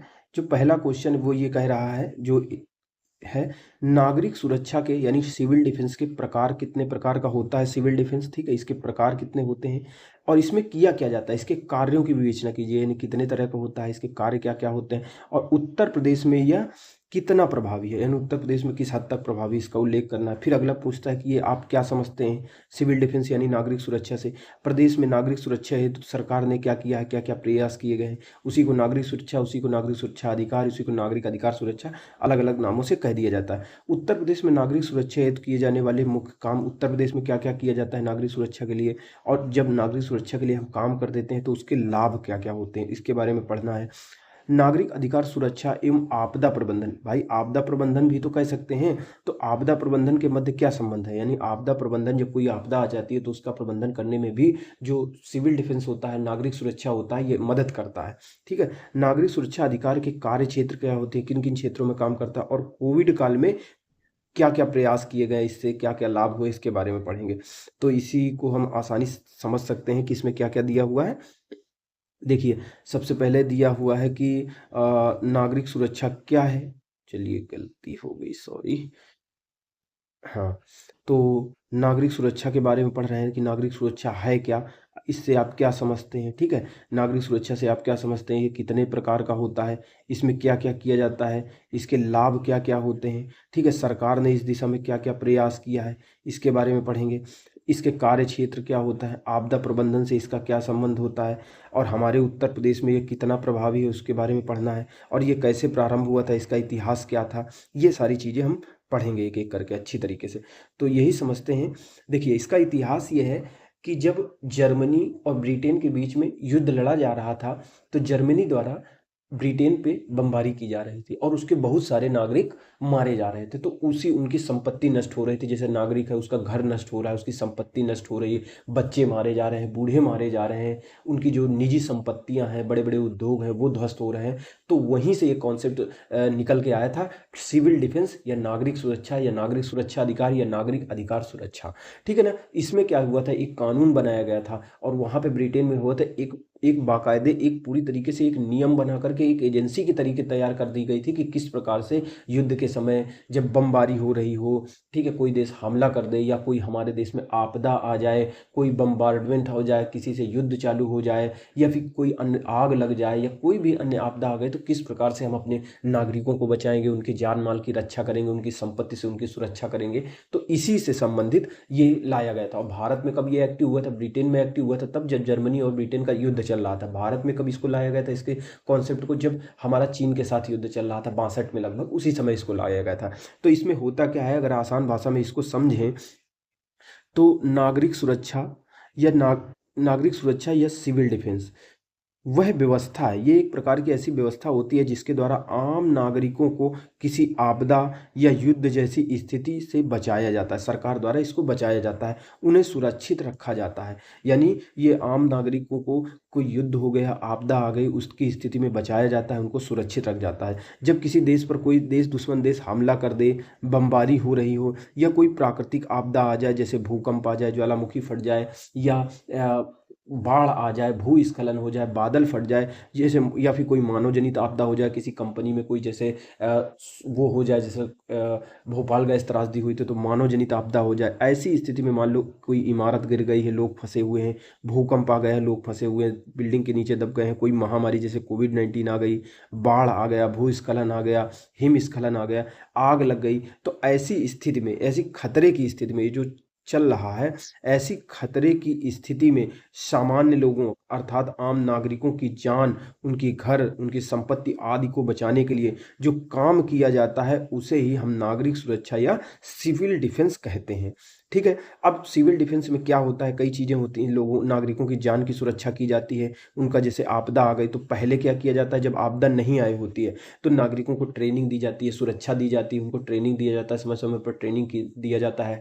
जो सिविल डिफेंस के सदस्य होते हैं, कर्मचारी होते हैं, उनकी भर्ती की जाती है, उनको प्रॉपर ट्रेनिंग दी जाती है, उनको इक्विपमेंट उपलब्ध कराए जाते हैं ताकि आपदा के दौरान कार्य कर सके। नागरिकों को भी इसके लिए जो स्वयंसेवी संगठन होते हैं उनको भी, वो भी सरकार के साथ मिलकर आते हैं, काम करते हैं, तो उनको भी ट्रेनिंग दी जाती है, संसाधन दिए जाते हैं सरकार द्वारा, वो भी मिलकर, जैसे कोई स्वयंसेवी संगठन है वो काम करना चाहता है आपदा के दौरान या नागरिकों को सुरक्षा करना चाहता है, तो उसको पहले, आपदा के पहले या आपात स्थिति, जैसे अब युद्ध नहीं हो रहा तो ऐसी स्थिति में भी तैयारी चल रही होगी, तो क्या होता है, जैसे बॉर्डर किनारे या किसी इसके सरकार, इसमें क्या होता है, नागरिकों को भी प्रशिक्षण दिया जाता है कि कैसे हम सिविल डिफेंस कर सकते हैं, कैसे अपनी जान बचा सकते हैं, दूसरों की भी जान बचा सकते हैं। फिर लेकिन आपदा आ जाती है तो उस दौरान बचाव कार्य किया जाता है, सुरक्षित स्थानों पर ले जाया जाता है और आपदा के बाद कैसे स्टैंड हो सकते हैं, सारी चीज़ें सिखाई जाती हैं। जैसे राहत और बचाव कार्य करना, सुरक्षा कैसे करनी है सिखाई जाती है, मदद करना कैसे होता है ये सिखाया जाता है, इसके लिए प्रॉपर ट्रेनिंग दी जाती है और जन जागरूकता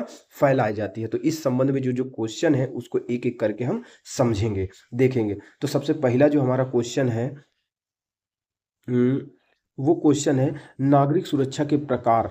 समझना, नागरिक सुरक्षा के प्रकार एवं कार्यों की विवेचना कीजिए। कितने तरह का होता है नागरिक सुरक्षा, ठीक है, और इसमें क्या क्या कार्य किए जाते हैं उनकी भी विवेचना कीजिए, और उत्तर प्रदेश में कितना प्रभावी इसका उल्लेख करना है।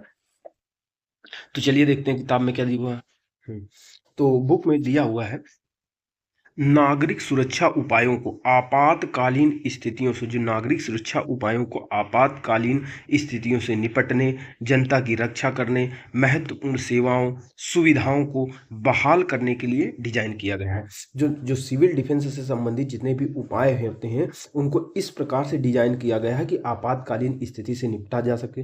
कोई आपदा आ जाए, युद्ध हो जाए, संघर्ष हो जाए, तो आपातकालीन जो स्थिति उत्पन्न हुआ है उससे कैसे निपटा जाए, ठीक है, जनता की कैसे रक्षा की जा सके, कैसे, जैसे बिजली होता है, पानी होता है, ये सारी चीज़ें होती हैं, इंटरनेट होता है, इसको कैसे महत्वपूर्ण जो सेवाएं होती हैं जिनसे जनता, लोगों का जीवन चलता है, मान लो बिजली चली गई, सड़क टूट गई, तो इन महत्वपूर्ण सेवाओं और सुविधाओं को कैसे बहाल किया जाता है, उसके लिए डिजाइन किया गया है। किसको? नागरिक सुरक्षा उपायों को।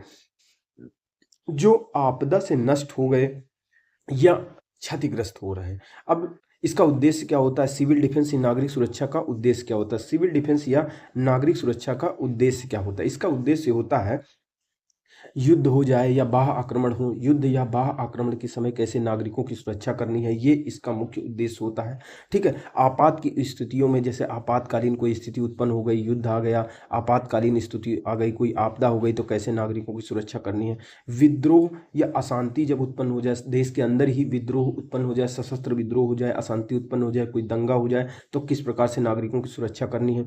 ठीक है। पर्यावरण में कैसे आपात की स्थिति आ जाए, जैसे कहने का मतलब है पर्यावरण में, यानी नदी इतनी प्रदूषित हो जाए कि उससे गैस निकलने लगे, आग लग जाए, उसकी वजह से प्रदूषण इतना ज़्यादा फैल जाए कि लोगों के फेफड़ों में पीएम जो पार्टिकुलेट मैटर होता है वो जमने लगे, तो क्या कैसे नागरिकों की सुरक्षा किया जाएगा, ये उद्देश्य होता है इसका, नागरिक सुरक्षा का। अब इसमें क्या क्या कार्य किया जाता है, तो नागरिक सुरक्षा के कार्य, नागरिक सुरक्षा के कार्यों की अगर बात की जाए तो नागरिक सुरक्षा के कार्य के अंतर्गत क्या आता है? नागरिक सुरक्षा के कार्य के अंतर्गत यह सुनिश्चित करना कि जनता को खतरे से आगाह किया गया है और खतरे से बचने का निर्देश दिए जाएं। इसमें क्या होता है? नागरिक सुरक्षा के कार्यों के अंतर्गत पहली चीज ये करते हैं, हम ये सुनिश्चित कर देते हैं कि जैसे कोई संघर्ष होने वाला है, किसी देश के साथ कोई युद्ध होने वाला है या कोई आपदा आने वाली है, प्राकृतिक या मानव, तो उसके लिए उनको पहले से ही जनता को जो खतरा है वास्तव में, उसके लिए आगाह कर दिया जाता है और बचने के लिए जो खतरा है उससे निर्देश दिए जाते हैं। इतना नहीं, ट्रेनिंग भी दे दी जाती है,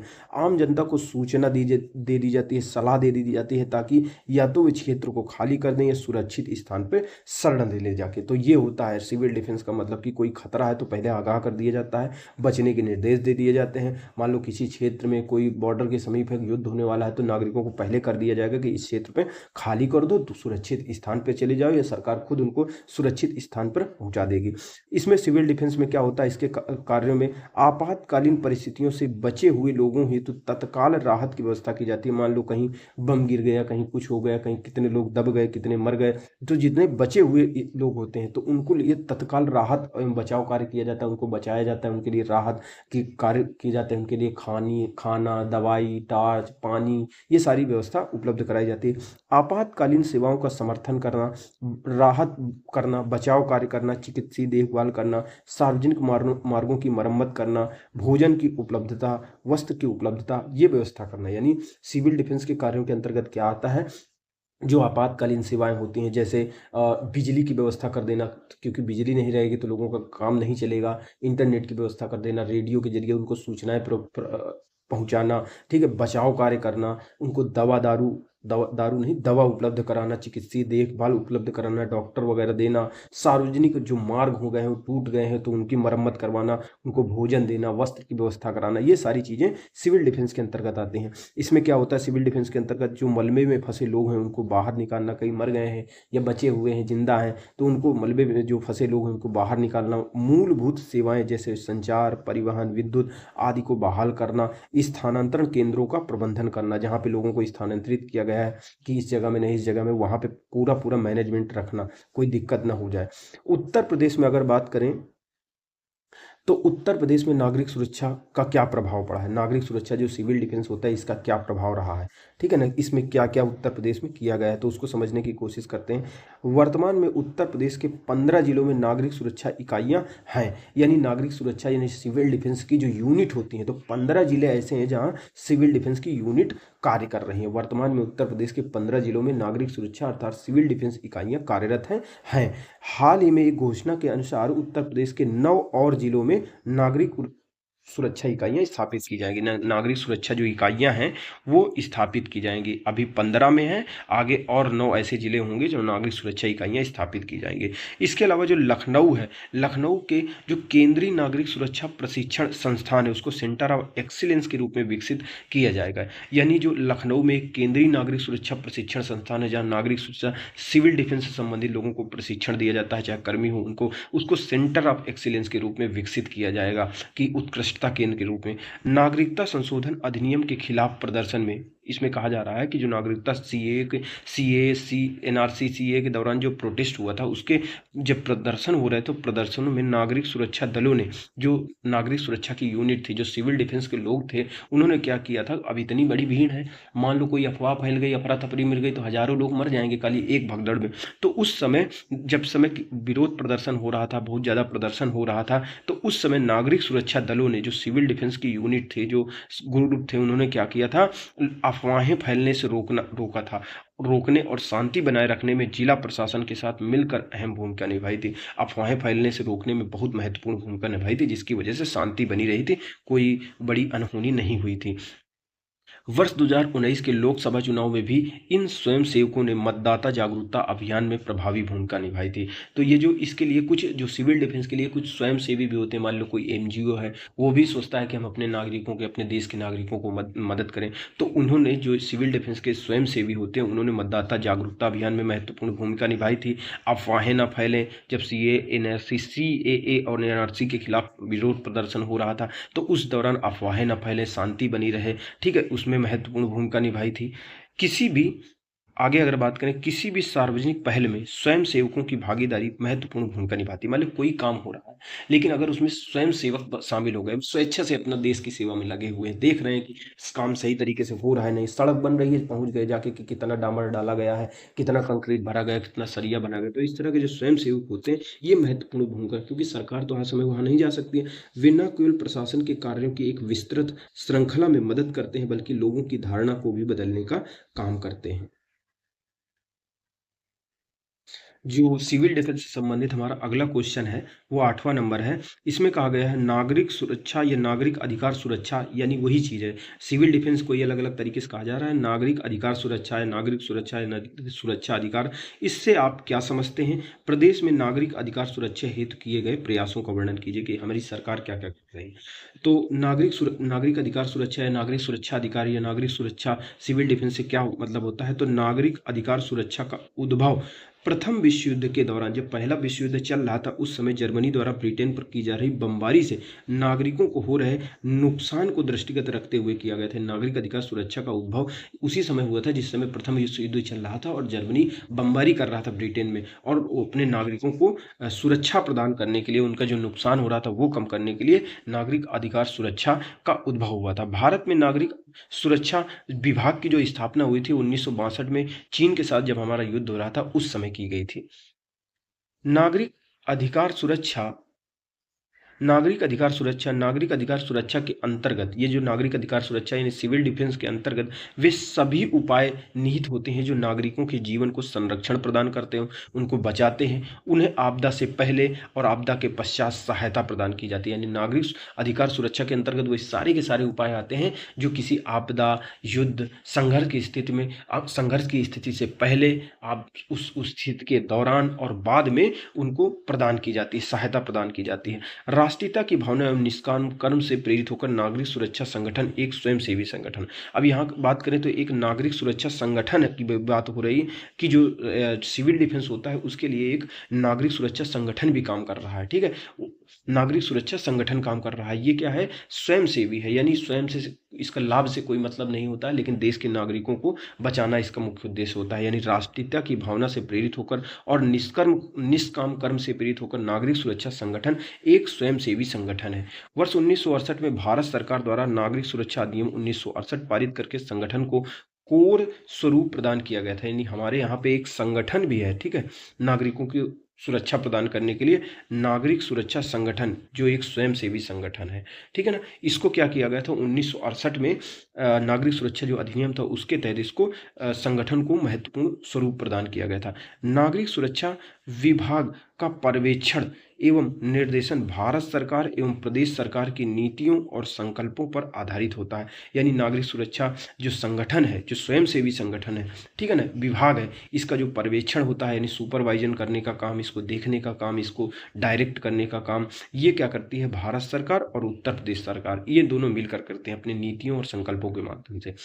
वर्तमान में उत्तर प्रदेश में कुल 15 जनपदों में 17 नागरिक सुरक्षा इकाइयां कार्यरत है, यानी 15 जिले हैं, उनमें 17 कुल मिलाकर नागरिक सुरक्षा इकाइयां सिविल डिफेंस यूनिट काम कर रही हैं।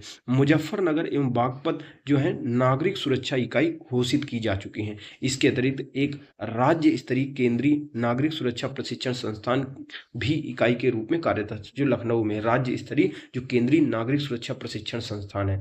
यह संस्थान जो लखनऊ में नागरिक सुरक्षा जो स्वयं सेवक होते हैं तथा वैतनिक अधिकारियों कर्मचारियों के साथ विभिन्न विभागों के अधिकारियों कर्मचारियों महत्वपूर्ण औद्योगिक संस्थानों को नागरिक सुरक्षा का गहन प्रशिक्षण प्रदान करता है। जो लखनऊ में हमारा क्या है, नागरिक सुरक्षा, अच्छा, लखनऊ में जो हमारा केंद्रीय नागरिक सुरक्षा प्रशिक्षण संस्थान है, ठीक है ना, ये क्या काम करता है, जो इसमें सरकारी जो कर्मचारी होते हैं इसके उनको ट्रेनिंग देने का काम करता है, जो स्वयं सेवक होते हैं उनको ट्रेनिंग देने का काम करता है, इसके साथ साथ नागरिकों को ट्रेनिंग देने का काम करता है, इसके साथ साथ ये क्या कहते हैं, नागरिकों को उद्योगों को भी ट्रेनिंग देने का काम करता है। यानी जो हम बात कर रहे हैं इसी की केंद्रीय नागरिक प्रशिक्षण संस्थान, ये इकाई राज्य स्तरीय है, ठीक है ना, ये कार्यरत है। और यह संस्थान नागरिक सुरक्षा जो स्वयं सेवक होते हैं, जो वेतन पाने वाले अधिकारी कर्मचारी होते हैं, उसके साथ साथ प्रदेश के जितने भी विभाग होते हैं उनके अधिकारी कर्मचारी होते हैं, या फिर कोई महत्वपूर्ण औद्योगिक संस्थान है, उसको नागरिक सुरक्षा का गहन प्रशिक्षण प्रदान करता है, ट्रेनिंग देने का काम करता है। यानी नागरिक सुरक्षा जो प्रशिक्षण संस्थान है, जो केंद्रीय संकाय, इसके संकाय कौन कौन होते हैं, मतलब क्या क्या काम करता है, सामान्य नागरिक सुरक्षा, ये सामान्य नागरिकों की सुरक्षा करता है। अग्निशमन भी इसमें आता है, यानी फायर ब्रिगेड होती है, बचाव कार्य भी करता है, प्राथमिक चिकित्सा भी उपलब्ध कराता है एवं अन्य कार्य करता है, ठीक है ना। प्रदेश में शांति काल में, अब शांति काल में होता क्या है भाई, हमेशा थोड़ी ना वो एक्टिव रहेगा कि युद्ध होता रहेगा, आपदा आ जाएगी। तो जब शांति काल चल रहा होता है उस समय नागरिक सुरक्षा गतिविधियों को संचालित रखने के लिए विभिन्न स्तरों पर स्वयं सेवकों की बैठकों का आयोजन करके समन्वय स्थापित करता है। यानी प्रदेश में जो नागरिक सुरक्षा संगठन है वो जब शांति काल चल रहा होता है तो जो स्वयं सेवक होते हैं जो बिना लाभ के काम करते हैं उनकी बैठकों का आयोजन करता है, आपस में समन्वय स्थापित करता है कि कोई आपदा आ गई तो तुम ऐसे करना, हम ऐसे करेंगे। नागरिक सुरक्षा सेवाओं में स्वयं सेवकों की भर्ती करना, ठीक है, उनको ट्रेनिंग देना, प्रशिक्षण देना, अभ्यास करवाना, ये सारी चीजों का आयोजन करता है कौन, केंद्रीय जो नागरिक सुरक्षा संगठन, ठीक है ना, जो लखनऊ में। नागरिक सुरक्षा में वैतनिक एवं अवैतनिक दोनों प्रकार के पदाधिकारी होते हैं। केंद्रीय नागरिक सुरक्षा प्रशिक्षण संस्थान उत्तर प्रदेश के लखनऊ में विभागीय अधिकारियों कर्मचारियों स्वयं सेवकों के अतिरिक्त प्रदेश के विभिन्न विभागों के अधिकारियों कर्मचारियों, केंद्रीय सरकार के उत्तर रेलवे, पूर्वोत्तर रेलवे, NAPP तथा HAL के कर्मचारियों को नागरिक सुरक्षा उपायों में प्रशिक्षण प्रदान, यानी सभी को ट्रेनिंग देने का काम करता है, चाहे वो जो हो, ठीक है ना। नागरिक सुरक्षा की विभिन्न सेवाओं में क्या क्या आता है, नागरिक सुरक्षा के यानी सिविल डिफेंस की अलग अलग सेवाएं, उसमें क्या होता है, वार्डन सेवा आती है, अग्निशमन सेवा आती है, प्राथमिक चिकित्सा सेवा आती है, यानी सब लोग थोड़ी आग बुझाएंगे, सबको ट्रेनिंग प्रॉपर ही तो दी जाएगी, तो कोई आग बुझाने वाली सेवा में होगा, कोई चिकित्सा वाली सेवा में होगा, कोई वार्डन वाली सेवा में होगा। इस तरह के स्वयंसेवकों को भर्ती की जाती है, उनको ट्रेनिंग दी जाती है और इसके माध्यम से नागरिकों को भी ट्रेनिंग दी जाती है, स्कूल के बच्चों को भी ट्रेनिंग दी जाती है। यानी इसके माध्यम से विभिन्न स्कूल कॉलेज अन्य शैक्षिक संस्थानों में छात्रों एवं अध्यापकों को, छात्र छात्राओं अध्यापकों को नागरिक सुरक्षा यानी सिविल डिफेंस का सामान्य सा एक नॉर्मल सा सामान्य प्रशिक्षण प्रदान किया जाता है। यानी ये बच्चों को, टीचर को, आम नागरिकों को प्रशिक्षण प्रदान किया जाता है। विभिन्न औद्योगिक संस्थानों में नागरिक सुरक्षा के प्रशिक्षण कार्यक्रम आयोजित किए जाते हैं। इस प्रकार प्रदेश के नागरिकों की सुरक्षा एवं विकास हेतु प्रदेश सरकार निरंतर काम कर रही है। यानी सरकार निरंतर काम कर रही है, देखो इतनी सारी चीजें काम कर रही है। शांति काल में क्या काम करती है, शांति काल में सरकार ये काम करती है कि जो स्वयंसेवी संघ जो हमारा केंद्रीय नागरिक सुरक्षा प्रशिक्षण संस्थान है वो शांति काल में क्या करता है, जो स्वयं सेवकों की बैठकों का आयोजन करता है, उनके बीच समन्वय स्थापित करता है, ठीक है, इनकी जो स्वयं सेवक होते हैं उनकी भर्ती करता है, उनको प्रशिक्षण देता है, ट्रेनिंग देता है, उनका मॉक करवाता रहता है, मॉक ड्रिल करवाता रहता है, अभ्यास प्रदर्शन करवाता रहता है।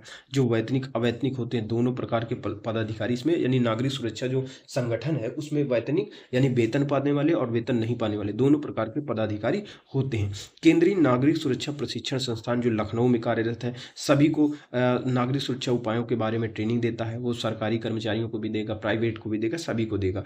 इसमें क्या आती है, अलग अलग प्रकार की भी सेवाएं आती है, जैसे कोई वार्डन सेवा, कोई अग्निशमन सेवा में होगा, कोई चिकित्सा सेवा में होगा, इनकी भर्ती की जाती है। ये क्या करता है, स्कूल, कॉलेज, अन्य शैक्षिक संस्थानों में जो छात्र होते हैं, छात्र छात्रा होते हैं, अध्यापक होते हैं, सामान्य नागरिक होते हैं, इनको सामान्य प्रशिक्षण दिया जाता है ताकि ये आपदा या युद्ध के संघर्ष के दौरान खुद को तो बचा सके और दूसरों को भी बचा सके।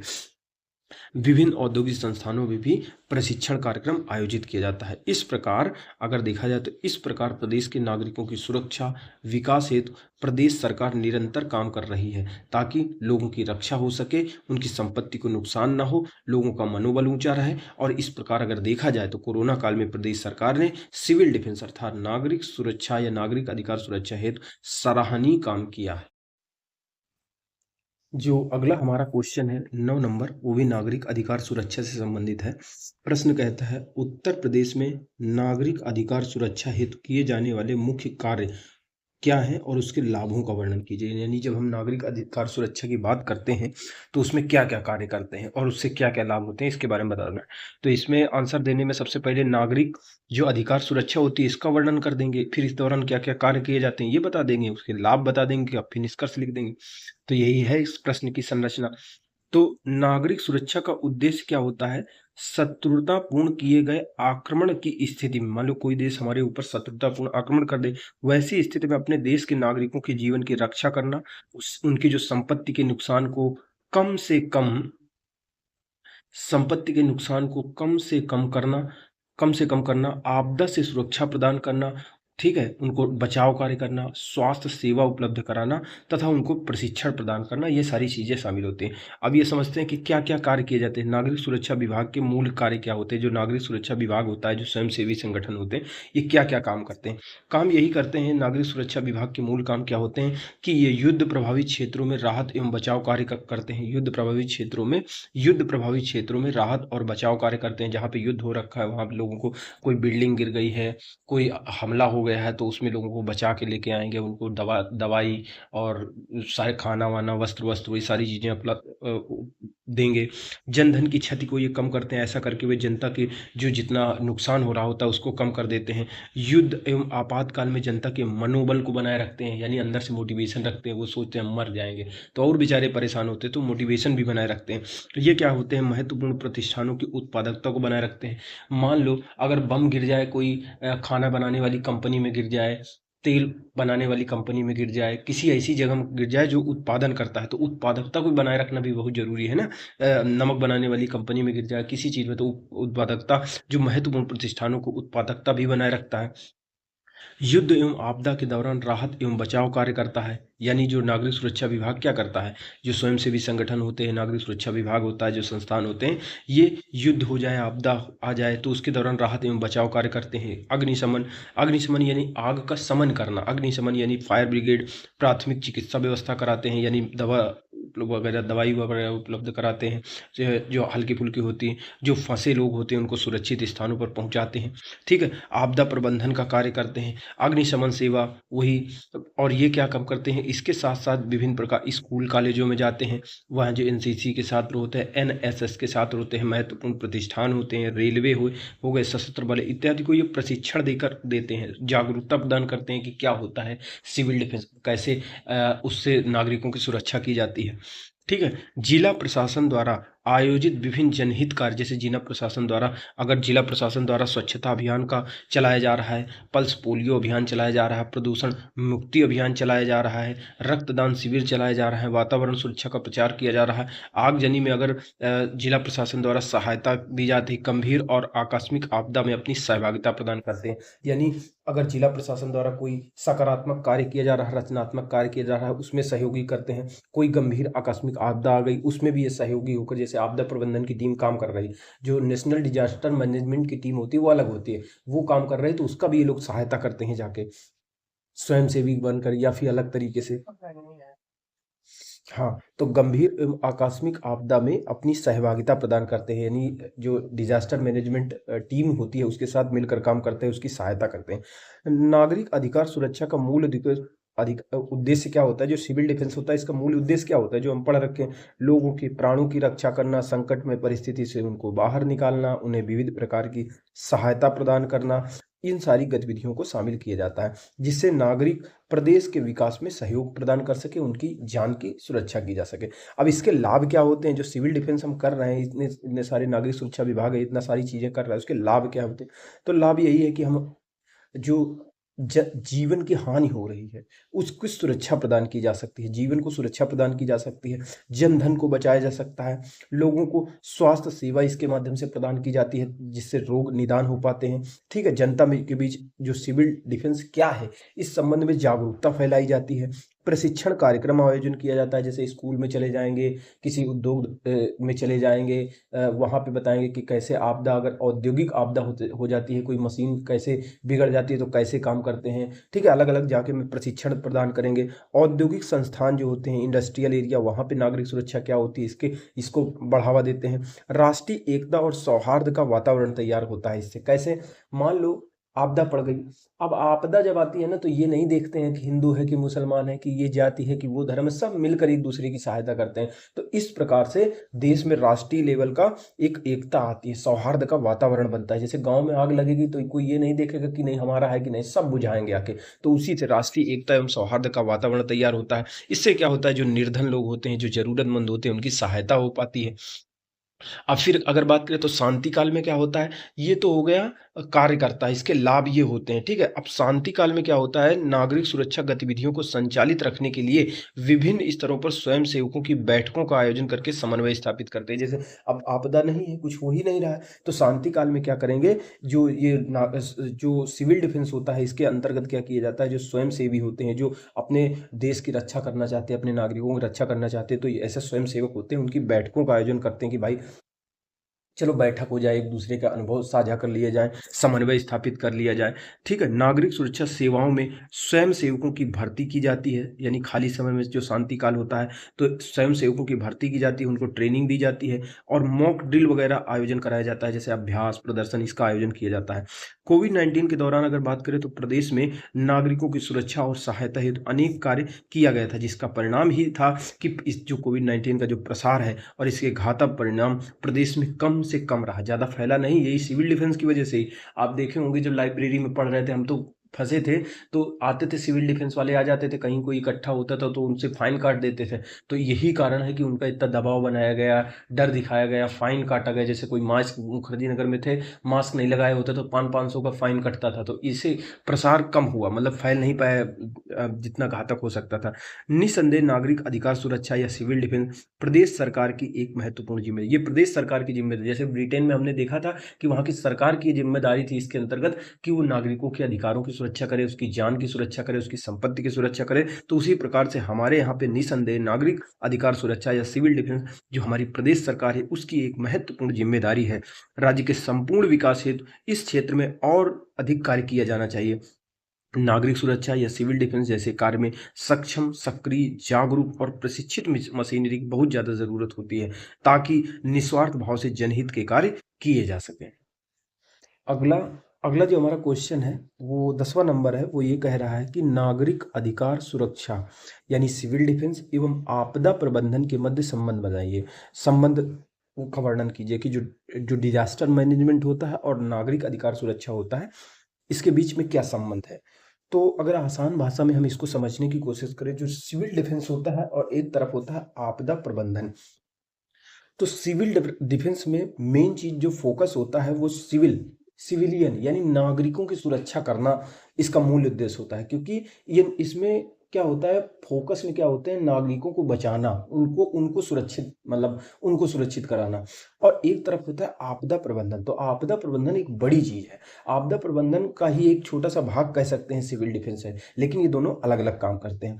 तो सिविल डिफेंस क्या हो गया, नागरिकों की सुरक्षा पर यह केंद्रित होता है, जबकि जो आपदा प्रबंधन होता है वो आपदा की किसी भी तरीके की, जैसे, और जो नागरिक सुरक्षा होता है ये ज्यादातर केंद्रित होता है कैसे, जो मानव जनित आपदाएं होती हैं, जैसे आग लग गई, किसी फैक्ट्री में कोई दुर्घटना हो गई, ठीक है, किसी देश ने, मान लो किसी देश के साथ हमारी झड़प हो गई, युद्ध चालू हो गया, तो उस समय जो नागरिकों को सुरक्षा प्रदान की जाएगी, उनकी जान की रक्षा की जाएगी, उनकी संपत्ति को बचाया जाएगा, जो सेवाएं हैं वो चालू रखी जाएगी कि नागरिक हमारे बिजली आनी चाहिए, तेल वेल खाना वाना के दूध की आपूर्ति होती रहनी चाहिए, सड़क वड़क ना टूटी हो। तो उस आपदा के दौरान जो नागरिकों को सुरक्षा प्रदान करता है तो सिविल डिफेंस इस पर केंद्रित होता है। जबकि जो डिजास्टर मैनेजमेंट होता है, जो आपदा प्रबंधन होता है, ये एक बड़ा डायग्राम है। इसमें क्या होता है, आपदा से पहले, आपदा के दौरान और आपदा के बाद तीनों चीजें मतलब काम करती हैं और बड़े व्यापक पैमाने पर इन पर ध्यान दिया जाता है कि आपदा के पहले हम क्या करेंगे, आपदा के दौरान क्या करेंगे, आपदा के बाद क्या करेंगे। अब ये इसी का एक छोटा सा भाग कह सकते हैं। तो ये दोनों एक दूसरे की मदद करते हैं। जो सिविल डिफेंस वाले होते हैं तो जब कोई आपदा आ जाती है तो मदद करते हैं, और आपदा प्रबंधन में ज्यादातर जो फोकस होता है वो प्राकृतिक आपदाओं पर केंद्रित होता है। जैसे कहीं बाढ़ आ गई, बादल फट गया, भूस्खलन हो गया, तो वैसी स्थिति में पूरा जो आपदा प्रबंधन डिजास्टर मैनेजमेंट पूरी टीम होती है वो कार्यरत रहती है। और इसमें अगर कमी पड़ती है तो सहायता देने के लिए नागरिक सुरक्षा यानी सिविल डिफेंस वाले लोग भी चले जाते हैं। तो इनका ये संबंध होता है, दोनों का काम होता है नागरिकों की सुरक्षा करना, ये सारी चीज। तो ये अंतर होता है। तो किताब में देखते हैं क्या दिया हुआ है। प्रदेश में बदलते राजनीतिक सामाजिक परिदृश्य में प्राकृतिक एवं मानव जनित आपदाओं के कारण जन धन की तबाही बढ़ रही है। यानी जिस तरह से सामाजिक राजनीतिक परिदृश्य बदल रहा है उस हिसाब से देखा जाए तो प्राकृतिक एवं मानव जनित आपदाएं दिन प्रतिदिन घट रही हैं और जनधन की तबाही होती रहती है। कहीं ना कहीं देख लोगे, कुछ ना कुछ चीजें आती रहती है न्यूज़पेपर में वगैरह देखो। ऐसे परिदृश्य में देश एवं प्रदेश में आपदा प्रबंधन की प्रक्रिया में नागरिक सुरक्षा संगठन यानी जो सिविल डिफेंस के संगठन होते हैं से एक बड़ी भूमिका निभाए जाने की अपेक्षा की जाती है। यानी आपदा प्रबंधन की प्रक्रिया में, यानी आपदा प्रबंधन एक बड़ी प्रक्रिया है, उसमें सिविल डिफेंस वाले संगठन जो होता है एक बड़ी भूमिका निभाता है। राहत बचाव यानी बचाव, राहत और पुनर्वास कार्यों के अलावा नागरिक सुरक्षा जो संगठन होते हैं, सिविल डिफेंस ऑर्गेनाइजेशन एक समुदाय आधारित स्वैच्छिक संगठन होने के कारण समुदाय के क्षमता निर्माण के क्षेत्र में मुख्य भूमिका अदा कर सकता है। ये समुदाय आधारित स्वैच्छिक संगठन होता है, इसमें स्वयंसेवी संगठन होते हैं, तो क्षमता निर्माण करते हैं, लोगों को ट्रेनिंग देते हैं, स्कूल कॉलेज वगैरह में जा जाके, तो ये काम करते हैं। साथ ही प्रदेश में किसी आपदा का सामना करने के लिए समुदाय को तैयार कर सकते हैं कि समुदाय जो लोग हैं वो अपनी तो सुरक्षा कर सके, अपने को बचा सके, दूसरे को जरूरत पड़ सके तो दूसरे को भी बचा सके। बदलते नागरिक सुरक्षा कार्यों को ध्यान में रखते हुए नागरिक सुरक्षा संशोधन अधिनियम 2009 के माध्यम से मूलभूत कार्यों के अतिरिक्त आपदा प्रबंधन का महत्वपूर्ण कार्य भी सौंपा गया है। तो जैसे जैसे चीजें बदल रही हैं, टेक्नोलॉजी आ रही है, आपदाएं भी बदलती चली जा रही हैं, तो उनके लिए सुरक्षा कार्य भी अलग अलग होंगे। ठीक है, तो जो सुरक्षा कार्य भी उनके लिए अलग होंगे। तो उसी तरह कह रहा है कि बदलते नागरिक सुरक्षा कार्यों को ध्यान में रखते हुए जो नागरिक सुरक्षा संशोधन अधिनियम हमने 2009 पारित किया और उसके माध्यम से मूलभूत कार्यों के अंतर्गत जो नागरिक सुरक्षा के कार्य हैं उसके मूलभूत कार्यों के अंतर्गत हमने क्या शामिल कर दिया, मूलभूत कार्यों के अतिरिक्त जो है, उसके अतिरिक्त मूलभूत कार्य तो थे जो सिविल डिफेंस है, उसके अतिरिक्त क्या दिया गया, आपदा प्रबंधन का भी महत्वपूर्ण काम सौंपा गया कि आप आपदा प्रबंधन में भी महत्वपूर्ण भूमिका निभाएंगे। सिविल डिफेंस यानी नागरिक सुरक्षा भारत सरकार की एक योजना है जिसके क्रियान्वयन का दायित्व प्रदेश सरकार पर होता है। इसके अंतर्गत आपदा के पूर्व, आपदा के दौरान और आपदा के पश्चात किए जाने वाले कार्य सम्मिलित होते हैं। साथ ही जन जागरूकता बढ़ाने, समुदाय की क्षमता विकसित करने का भी कार्य लोगों को बेहतर ज्ञान कौशल से आपदा की स्थितियों का सामना करने हेतु तैयार किया जाता है। ठीक है, अब क्या कह रहे हैं, नागरिक सुरक्षा एवं आपदा प्रबंधन में इसकी भूमिका, यानी नागरिक सुरक्षा की आपदा प्रबंधन में महत्वपूर्ण भूमिका, यानी दोनों का क्या संबंध है, यही कह रहा। प्राकृतिक आपदा की अग्रिम चेतावनी प्राप्त होने पर एहतियाती उपाय करने में मदद करना, यानी जो सिविल डिफेंस होता है एवं आपदा प्रबंधन की इसकी मुख्य भूमिका, यानी सिविल डिफेंस की आपदा प्रबंधन में मुख्य भूमिका क्या होती है कि कोई आपदा आने वाली है तो उसकी अग्रिम चेतावनी जारी करता है कि किस प्रकार से लोगों को अपना घर छोड़ के चले जाना चाहिए, सुरक्षित स्थानों पर पहुंच जाना चाहिए। लोगों को सुरक्षित स्थानों में पहुंचाने में ये मदद करता है। जो डिजास्टर मैनेजमेंट वाले भी काम कर रहे हैं लेकिन सिविल डिफेंस वाले उनकी मदद करेंगे, लोगों को सुरक्षित क्षेत्रों में पहुंचाने में मदद करते हैं। खोज करने का काम करते हैं, जैसे कहीं लोग फंसे हुए हैं, कहीं बाढ़ में या किसी घर के नीचे दबे हुए हैं तो उनकी खोज करेगा। बचाव अभियान आरंभ करता है सिविल डिफेंस जो होता है। घायलों को प्राथमिक उपचार उपलब्ध कराने में मदद करता है। लापता लोगों के लिए सूचना एवं मार्गदर्शन केंद्र स्थापित करता है। प्रभावित लोगों को राहत सामग्री वितरित करने के कार्य में भाग लेता है, प्रशासन की सहायता करता है हर एक तरह से जैसे कर सके, जनधन की क्षति का आकलन करने में स्थानीय प्रशासन की मदद करने का काम करता है। ठीक है, इस प्रकार से। तो नागरिक सुरक्षा उपायों को तत्काल, नागरिक सुरक्षा उपायों को तत्काल कह रहा है, नागरिक जो सुरक्षा उपाय होते हैं यानी सिविल डिफेंस के जो उपाय होते हैं उनको तत्काल आपातकालीन परिस्थितियों से निपटने, जनता की रक्षा करने, आपदा से अव्यवस्थित हुई महत्वपूर्ण सेवाओं और सुविधाओं को बहाल करने के लिए डिजाइन किया गया है। जो सिविल डिफेंस के उपाय होते हैं उसमें क्या होता है, जैसे आपदा आ गई, कोई युद्ध हो गया, तत्काल कैसे सुरक्षा प्रदान करना है, इस पर फोकस होता है। यानी नागरिक सुरक्षा उपायों को तत्काल आपातकालीन स्थितियों से निपटने के लिए, उस समय जनता की रक्षा करने के लिए और आपदा से जो अव्यवस्थित हो गई महत्वपूर्ण सेवाएं हैं, सुविधाएं हैं, उनको बहाल करने के लिए डिजाइन किया गया है। राज्य स्तर पर राज्य जो होते हैं आपदा प्रबंधन प्राधिकरण शीर्ष निकाय के रूप में राज्य में आपदा प्रबंधन के लिए नीतियां बनाता है, योजनाएं बनाता है, दिशा निर्देशों को निर्धारित करता है ताकि आपदा के समय प्रभावी राहत एवं बचाव कार्य सुनिश्चित किया जाए। यानी ये तत्काल कार्य करता है, ये पहले से तैयारी करके करता है। निष्कर्षता अगर देखें तो हम कह सकते हैं कि राष्ट्रीय भावना एवं निष्काम कर्म से प्रेरित, राष्ट्रीय भावना एवं निष्काम कर्म से प्रेरित नागरिक सुरक्षा संगठन एक स्वयंसेवी संगठन है जो आपदा के प्रबंधन में उपयोगी भूमिका निभा सकते हैं। नागरिक सुरक्षा एवं आपदा प्रबंधन के मध्य सहयोगात्मक संबंध है, यानी दोनों एक दूसरे की मदद करते हैं। किसी आपदा के कारण नागरिकों के हितों की रक्षा करना महत्वपूर्ण कार्य है। और इसी प्रकार हम अगला क्वेश्चन अपना देखते हैं। जो अगला क्वेश्चन क्या है कि नागरिक क्या है, नागरिक अधिकार सुरक्षा के कार्य और एवं कोविड-19 काल में किए गए प्रयासों का वर्णन कीजिए कि इसके सुरक्षा कार्य क्षेत्र क्या होता है सिविल डिफेंस का, और कोविड-19 के समय में इससे क्या लाभ मिला है, क्या क्या इसने काम किया था, इसके बारे में बताना है। तो सिविल डिफेंस के बारे में सबसे पहले बात करा, सिविल डिफेंस क्या है। तो नागरिक अधिकार सुरक्षा क्या होता है, किसी व्यक्ति के जीवन, उसकी संपत्ति, उसके अधिकारों की सुरक्षा से संबंधित होता है। नागरिक अधिकार सुरक्षा जो किसी युद्ध के समय, प्राकृतिक एवं मानवजनित आपदा के समय की जाती है। इसका मुख्य उद्देश्य जन धन की रक्षा करते हुए विकास की प्रक्रिया को गतिशील बनाए रखना होता है। इसके कार्य क्षेत्र के अंतर्गत क्या आता है, इसके कार्य क्षेत्र के अंतर्गत आता है, इसके कार्य क्षेत्र क्या होते हैं, यानी सिविल डिफेंस के कार्य क्षेत्र क्या होते हैं, कहाँ कहाँ इसमें काम किया जाता है। जैसे कोई युद्ध हो गया, किसी देश से संघर्ष हो गया, उस समय नागरिकों की सुरक्षा करना होता है, संपत्ति की सुरक्षा करना होता है, आवश्यक सुविधाएं सेवाओं को बहाली करना, पुल बनाना, सड़कें बनाना, जो सेवाएं बाधित ना हो पाए, ये काम करना इसके मुख्य केंद्र होता है, कार्य क्षेत्र होता है। ठीक है, जो प्राकृतिक आपदा आ चुकी होती है, तो जैसे बाढ़, सूखा, इस समय भी ये सहायता करने का काम करता है। यानी मेन फोकस प्राकृतिक आपदाएं नहीं होती हैं, लेकिन फिर भी प्राकृतिक आपदाएं जैसे बाढ़, सूखा, भूकंप के समय भी ये काम करता है। मानव जनित आपदाएं जो होती हैं जैसे परमाणु बम विस्फोट, उस समय भी मदद करने का काम करता है। स्वच्छता अभियान में सहायता करता है। ठीक है, स्वच्छता अभियान में भी ये प्रोग्राम तरह तरह के चलाते हैं, सरकार की मदद करते हैं। जैसे हवाई दुर्घटना हो गई, रेल दुर्घटना हो गई, उसमें ये काम करने का काम करते हैं, ये मतलब राहत एवं बचाव कार्य करते हैं। रासायनिक आपदा हो गई, उस समय राहत एवं बचाव का काम करते हैं, ये इसके कार्य क्षेत्र होते हैं। विभिन्न प्रकार के सेवा कार्य महामारियों के समय करते हैं, जैसे कोविड-19 के दौरान इन्होंने काम किया था, ये इनके कार्य क्षेत्र होते हैं। इन इन क्षेत्रों में ये काम कर सकते हैं।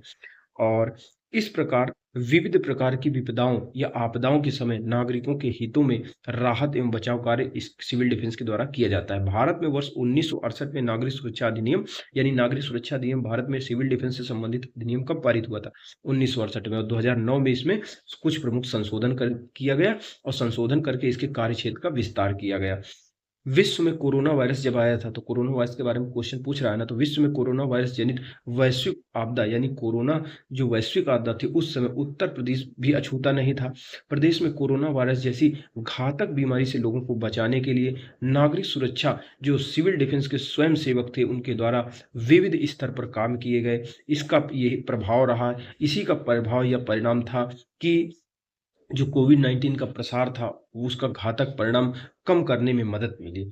कोविड-19 काल में किए गए नागरिक सुरक्षा संबंधी कार्य, क्या कोविड-19 काल में कितने प्रकार के कार्य किए गए थे सिविल डिफेंस द्वारा, नागरिक सुरक्षा संबंधी क्या-क्या कार्य किए गए थे, तो उनको देखते हैं। सबसे पहले किया गया, जो प्रवासी नागरिक थे, जो शहरों से अपने गाँव की तरफ अचानक भाग रहे थे, जा रहे थे, उनके द्वारा उनको प्रवासी नागरिकों को भोजन की व्यवस्था सिविल डिफेंस द्वारा की गई।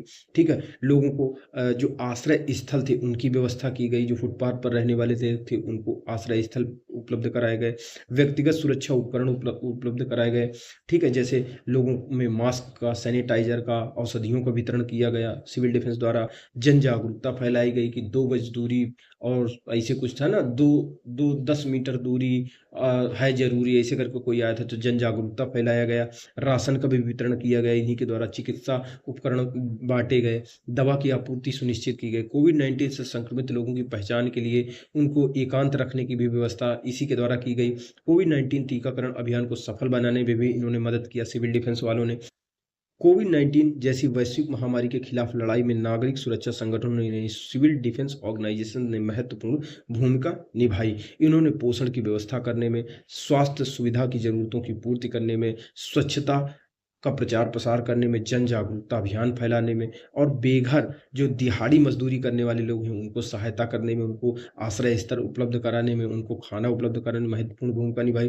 प्रवासी और शहरी गरीब परिवारों को आवश्यक सेवा प्रदान करके प्रदेश को इस महामारी से बचाने का महत्वपूर्ण काम किया। इस प्रकार कहा जा सकता है कि कोविड-19 जैसी वैश्विक एवं घातक महामारी के दौरान जो नागरिकों के हितों की रक्षा करने हेतु जो सिविल डिफेंस ऑर्गेनाइजेशंस थे, यानी नागरिक सुरक्षा संगठन थे, ठीक उन्होंने सराहनीय कार्य किया। इसने नागरिकों के मध्य संक्रमण के प्रसार को रोकने में, ठीक है, उनके जीवन को बचाने में और महामारी के प्रभाव को कम करने के लिए एक व्यापक रणनीति एवं प्रशिक्षण के माध्यम से कार्य किया। 11वां हमारा चैप्टर था उत्तर प्रदेश में कानून व्यवस्था। उसके 2 क्वेश्चन बचे थे, तो जो बचा हुआ है उसका पहला जो दूसरा क्वेश्चन है, पहला क्वेश्चन है कानून व्यवस्था से। उसका पहला क्वेश्चन हम देखते हैं, कानून व्यवस्था से आप क्या समझते हैं और उत्तर प्रदेश में कानून व्यवस्था के ढांचे का वर्णन कीजिए। तो इसको आसान भाषा में समझ लेते हैं कि कानून व्यवस्था होती क्या है। यानी इस प्रश्न के 2 भाग हैं। पहला भाग पूछ रहा है कि कानून व्यवस्था से आप क्या समझते हैं, दूसरा पूछ रहा है कि उत्तर प्रदेश में जो कानून व्यवस्था है उसके ढांचे का वर्णन करना है।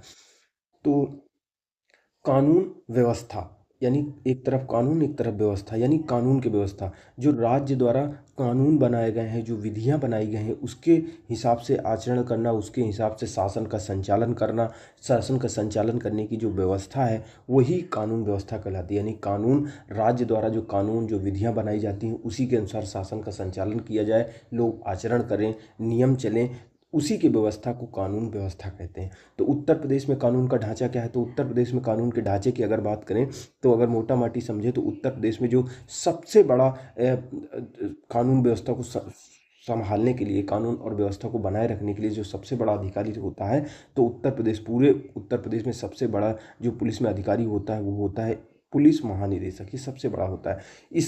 इसको सहायता देने के लिए उसके नीचे होते हैं अतिरिक्त पुलिस महानिदेशक। यानी पहले पुलिस महानिदेशक हो गया, फिर इसके नीचे हो गया अतिरिक्त पुलिस महानिदेशक। ही इनकी संख्या 8 होती है, ठीक है ना। इसके नीचे कौन होते हैं, इसके नीचे होते हैं पुलिस, इधर महानिदेशक है, इधर पुलिस महानिरीक्षक हो गए ये, या फिर इनको पुलिस उप महानिरीक्षक कह सकते हैं। फिर इनके नीचे कौन होता है, पुलिस अधीक्षक होता है जिसको एसपी कहते हैं, ठीक है। एसपी को कौन सहायता देता है, जो अतिरिक्त पुलिस अधीक्षक होता है, पुलिस उपाधीक्षक होता है, ये सहायता देते हैं। और सबसे निचले स्तर पर अगर बात करें तो पुलिस स्टेशन होता है जहाँ का मुखिया थाना अध्यक्ष होता है। तो ये सारी चीज़ें होती। तो चलिए हम देखते हैं किताब में क्या दिया हुआ है। कानून व्यवस्था क्या है कि राज्य द्वारा निर्मित विधियों के अनुरूप, यानी कानून व्यवस्था राज्य द्वारा निर्मित विधियों के अनुरूप आचरण करने की व्यवस्था है। राज्य द्वारा निर्मित जो विधि है उसके अनुसार शासन का संचालन हो, आचरण करने की जो व्यवस्था हो उसी को कानून व्यवस्था कहते हैं, जिससे समाज में शांति की स्थापना हो सके और राज्य विकास के पथ पर आगे बढ़ता रहे, अग्रसर होता है। भारत के संविधान की 7वीं अनुसूची के तहत पुलिस एवं लोक व्यवस्था जो है वो राज्य सूची का विषय है। उत्तर प्रदेश में जो सबसे बड़ा पुलिस का अधिकारी होता है राज्य पुलिस में, यानी राज्य में पुलिस व्यवस्था का सर्वोच्च अधिकारी कौन होता है, उत्तर प्रदेश में एक पुलिस महानिदेशक। जो पुलिस महानिदेशक होता है वो हमारे उत्तर प्रदेश में पुलिस व्यवस्था का सर्वोच्च विधि अधिकारी होता है। फिर पूरे राज्य को कानून व्यवस्था बनाए रखने के लिए एक जो पुलिस महानिदेशक है वो तो नहीं संभाल सकता है, तो पूरे प्रदेश को 8 जोन, पुलिस जोन में विभक्त किया गया है। राज्य में कानून व्यवस्था को बनाए रखने के लिए पूरे प्रदेश को 8 पुलिस जोन में बांटा गया है, बनाया गया है। और प्रत्येक जोन का नेतृत्व कौन करता है, अतिरिक्त पुलिस महानिदेशक। यानी पुलिस महानिदेशक सबसे बड़ा अधिकारी हो गया। फिर एडिशनल पुलिस महानिदेशक हो गया, 8 होते हैं जो इनकी सहायता करते हैं। 8 जोनों में पूरे प्रदेश को बांट दिया जाता है। तो प्रत्येक जोन का नेतृत्व अतिरिक्त पुलिस महानिदेशक रैंक का अधिकारी करता है। फिर पूरे जो 8 जोन है, 8 जोन बनाया गया, इनको 18 पुलिस रेंजों में बांट दिया गया, जिसका पुलिस जो अधिकारी होगा वो कौन होगा, पुलिस महानिरीक्षक हो जाएगा, जिसको एक और क्या कह सकते हैं, पुलिस उप महानिरीक्षक स्तर कहते हैं, इसका अधिकारी होता है। राज्य में 75 जनपद हैं, इसके नीचे होता है पुलिस का मुखिया। हर जनपद में और जनपद स्तर पुलिस का मुखिया कौन होता है, पुलिस अधीक्षक होता है, जिसको एसपी कहते हैं, सुपरिंटेंडेंट ऑफ पुलिस होता है। अपने कर्तव्यों का निर्वहन करते हैं तो जो पुलिस अधीक्षक होता है, जो एसपी होता है, उसको अतिरिक्त पुलिस अधीक्षक यानी एसएसपी जिसको कहते हैं, या फिर डीवाईएसपी पुलिस उपाधीक्षक द्वारा सहायता प्रदान की जाती है। सबसे निचले स्तर पर पुलिस स्टेशन होता है, जहां थाना अध्यक्ष जो होता है वो मुखिया होता है। अगर उत्तर प्रदेश की बात करें, पुलिस ढांचे की उत्तर प्रदेश में बात करें, तो उत्तर प्रदेश का जो उत्तर प्रदेश पुलिस का संगठनात्मक ढांचा क्या होता है, सबसे पहले होता है डीजीपी का मुख्यालय। डीजीपी के मुख्यालय में कार्मिक आते हैं, एसटीएफ आता है, एटीएस, एससीआरबी, फिर अग्निशमन सेवा भी एक होता है, ढांचे के अंतर्गत एक घटक होता है, फायर ब्रिगेड जिसको कहते हैं, फिर आरपीएफ यानी रेलवे पुलिस होती है, प्रादेशिक आर्म्ड कांस्टेबुलरी यानी पीएसी होती है, एंटी रोमियो स्क्वाड आती है, साइबर थानों का गठन आता है। ये सारी चीज़ें पुलिस के अंतर्गत ही आती हैं। अगर देखें, हाँ, तो प्रदेश में कानून व्यवस्था को सुदृढ़ करना सरकार की सर्वोच्च प्राथमिकता होती है। सही बात है, कानून व्यवस्था को बनाए रखना तो किसी भी राज्य सरकार की अपनी सर्वोच्च प्राथमिकता होगी। कानून व्यवस्था को और अधिक व्यवस्थित करने के लिए और नई चुनौतियों का सामना करने के लिए रोड मैप तैयार किया जा रहा है। प्रदेश के सभी जनपदों में अत्याधुनिक पुलिस कंट्रोल रूम बनाए जा रहे हैं, जिसमें जीपीएस प्रणाली से युक्त यानी जो ग्लोबल पोजिशनिंग सिस्टम होता है, जिससे किसी चीज़ को ट्रैक किया जाता है, यानी सभी जनपदों में अत्याधुनिक पुलिस कंट्रोल रूम बनाए जा रहे हैं, जिसमें जीपीएस प्रणाली से युक्त कंट्रोल रूम के वाहन हो गए, यानी प्रत्येक वाहन जो होगा उसमें जीपीएस ट्रैकर लगा होगा। साइबर थानों का सृजन किया जा रहा है, किस लिए, कानून व्यवस्था को बेहतर बनाने के लिए। अत्याधुनिक जो अस्त्र शस्त्र हैं उनकी व्यवस्था की जा रही है पुलिस के लिए, उनको अच्छी ट्रेनिंग दी जा रही है, उपकरणों से प्रदेश की पुलिस को सुसज्जित किया जा रहा है। यानी जो हमारी सरकार है वो प्रदेश में कानून व्यवस्था को सुदृढ़ करना ही सरकार की सर्वोच्च प्राथमिकता होती है। कानून व्यवस्था को और अधिक व्यवस्थित बनाने के लिए, नई नई चुनौतियों का सामना करने के लिए बेहतर तरीके से रोड मैप तैयार किया जा रहा है, और इस दिशा में प्रत्येक जनपद में जो उत्तर प्रदेश के सभी जनपद हैं उनमें अत्याधुनिक पुलिस कंट्रोल रूम बनाया जा रहा है, जिसमें जीपीएस प्रणाली से युक्त कंट्रोल रूम के वाहन हैं, साइबर थानों का सृजन किया गया है, अत्याधुनिक अस्त्र शस्त्र दिए जा रहे हैं यानी हथियार दिए जा रहे हैं, उनको अच्छी ट्रेनिंग दी जा रही है, उपकरण दिए जा रहे हैं। इससे उत्तर प्रदेश की पुलिस को सुसज्जित किया जा रहा है। प्रदेश में कानून व्यवस्था को और अधिक बेहतर बनाने के लिए एवं अपराधों पर प्रभावी नियंत्रण के प्रयास लगातार किए जा रहे हैं। सरकार जनता की अपेक्षाओं के अनुरूप अपराधियों के विरुद्ध जीरो टॉलरेंस की नीति के तहत माफिया, कुख्यात अपराधियों को समाप्त करने का कार्य कर रही है। प्रदेश के कुछ चुनिंदा जिलों में कानून व्यवस्था की स्थिति को विशेष तौर पर सुदृढ़ किए जाने के लिए पुलिस आयुक्त प्रणाली की शुरुआत की गई है, कमिश्नरेट प्रणाली की शुरुआत की गई है। इस चैप्टर का जो हमारा लास्ट क्वेश्चन है, जिसको हम अब डिस्कशन करेंगे, क्या है, उत्तर प्रदेश में कानून व्यवस्था की स्थापना हेतु गठित विभिन्न इकाइयों की उपयोगिता का वर्णन कीजिए। यानी उत्तर प्रदेश में जो हमारी कानून व्यवस्था है उसको स्थापित करने के लिए जो विभिन्न इकाइयां गठित की गई हैं, जैसे साइबर क्राइम के लिए कुछ गठित किया जाएगा, फॉरेंसिक के लिए कुछ गठन किया जाएगा, क्राइम होते हैं उनको ट्रैक करने के लिए कुछ गठित किया जाएगा, ट्रेनिंग देने के लिए महिलाओं के लिए, महिला सुरक्षा के लिए गठित किया जाएगा, जो वुमेन पावर लाइन हो गई, बच्चों की सुरक्षा के लिए कुछ गठन किया जाएगा, जैसे हमारे पीएसी हो गई, अलग अलग तरह के आतंकवाद निरोधक बल हो गए, पीएसी हो गया, एटीएस हो गया, एसटीएफ हो गया। ये सारी चीज़ें जो गठन किए गए हैं उनको बताना है कि ये जो इकाइयाँ हैं इनकी उपयोगिता क्या है उसके बारे में बताना है, और यहाँ पे किस किस तरह से विभिन्न प्रकार की इकाइयाँ हैं उत्तर प्रदेश में कानून व्यवस्था की स्थापना करने से संबंधित। तो चलिए देखते हैं इसमें क्या दिया हुआ है। उत्तर प्रदेश जैसे बृहद क्षेत्रफल एवं सर्वाधिक जनसंख्या वाले राज्य में कानून व्यवस्था की स्थापना एक चुनौतीपूर्ण कार्य है। हम जानते हैं कि उत्तर प्रदेश इतनी बड़ी जनसंख्या वाला राज्य है, इतनी सघन यहाँ पे जनसंख्या रहती है, अलग अलग जाति धर्म के लोग रहते हैं, अलग अलग पंथ मानने वाले लोग रहते हैं, जिनके अलग अलग त्यौहार होते हैं। तो ऐसी स्थिति में कानून व्यवस्था की स्थापना कर पाना, हमारे यहाँ पे इतनी ज़्यादा आर्थिक सामाजिक विषमता मौजूद है, तो ऐसी स्थिति में कानून व्यवस्था की स्थापना करना एक चुनौतीपूर्ण कार्य है। उत्तर प्रदेश जो हमारी पुलिस है वो प्रदेश में कानून व्यवस्था की स्थापना करने के लिए 18 पुलिस रेंज, यानी पूरे उत्तर प्रदेश को 18 पुलिस रेंजों में और 18 पुलिस रेंजों में, और जो पूरे उत्तर प्रदेश को 18 पुलिस रेंज में बांट दिया गया है, ठीक है ना। और 75 जनपद में 33 सशस्त्र बटालियन कार्य कर रही हैं, ठीक है। खुफिया जांच एजेंसी हमारे पास है, ठीक है। भ्रष्टाचार निरोधी संगठन है हमारे पास है, तकनीकी प्रशिक्षण प्रभाग है, अपराध विज्ञान की मदद से कार्य कर रही है। यानी उत्तर प्रदेश पुलिस इन सारी चीज़ों, सशस्त्र बटालियन की मदद से, खुफिया जांच एजेंसियों की मदद से, भ्रष्टाचार निरोधी संगठन की मदद से, तकनीकी ट्रेनिंग की मदद से, अपराध विज्ञान की मदद से उत्तर प्रदेश पुलिस उत्तर प्रदेश में कानून व्यवस्था की स्थापना कर रही है। अपराध नियंत्रण और विधि व्यवस्था बनाए रखने हेतु प्रदेश के कार्य प्रदर्शन को सराहा गया है, समय समय पर सराहा जा रहा है।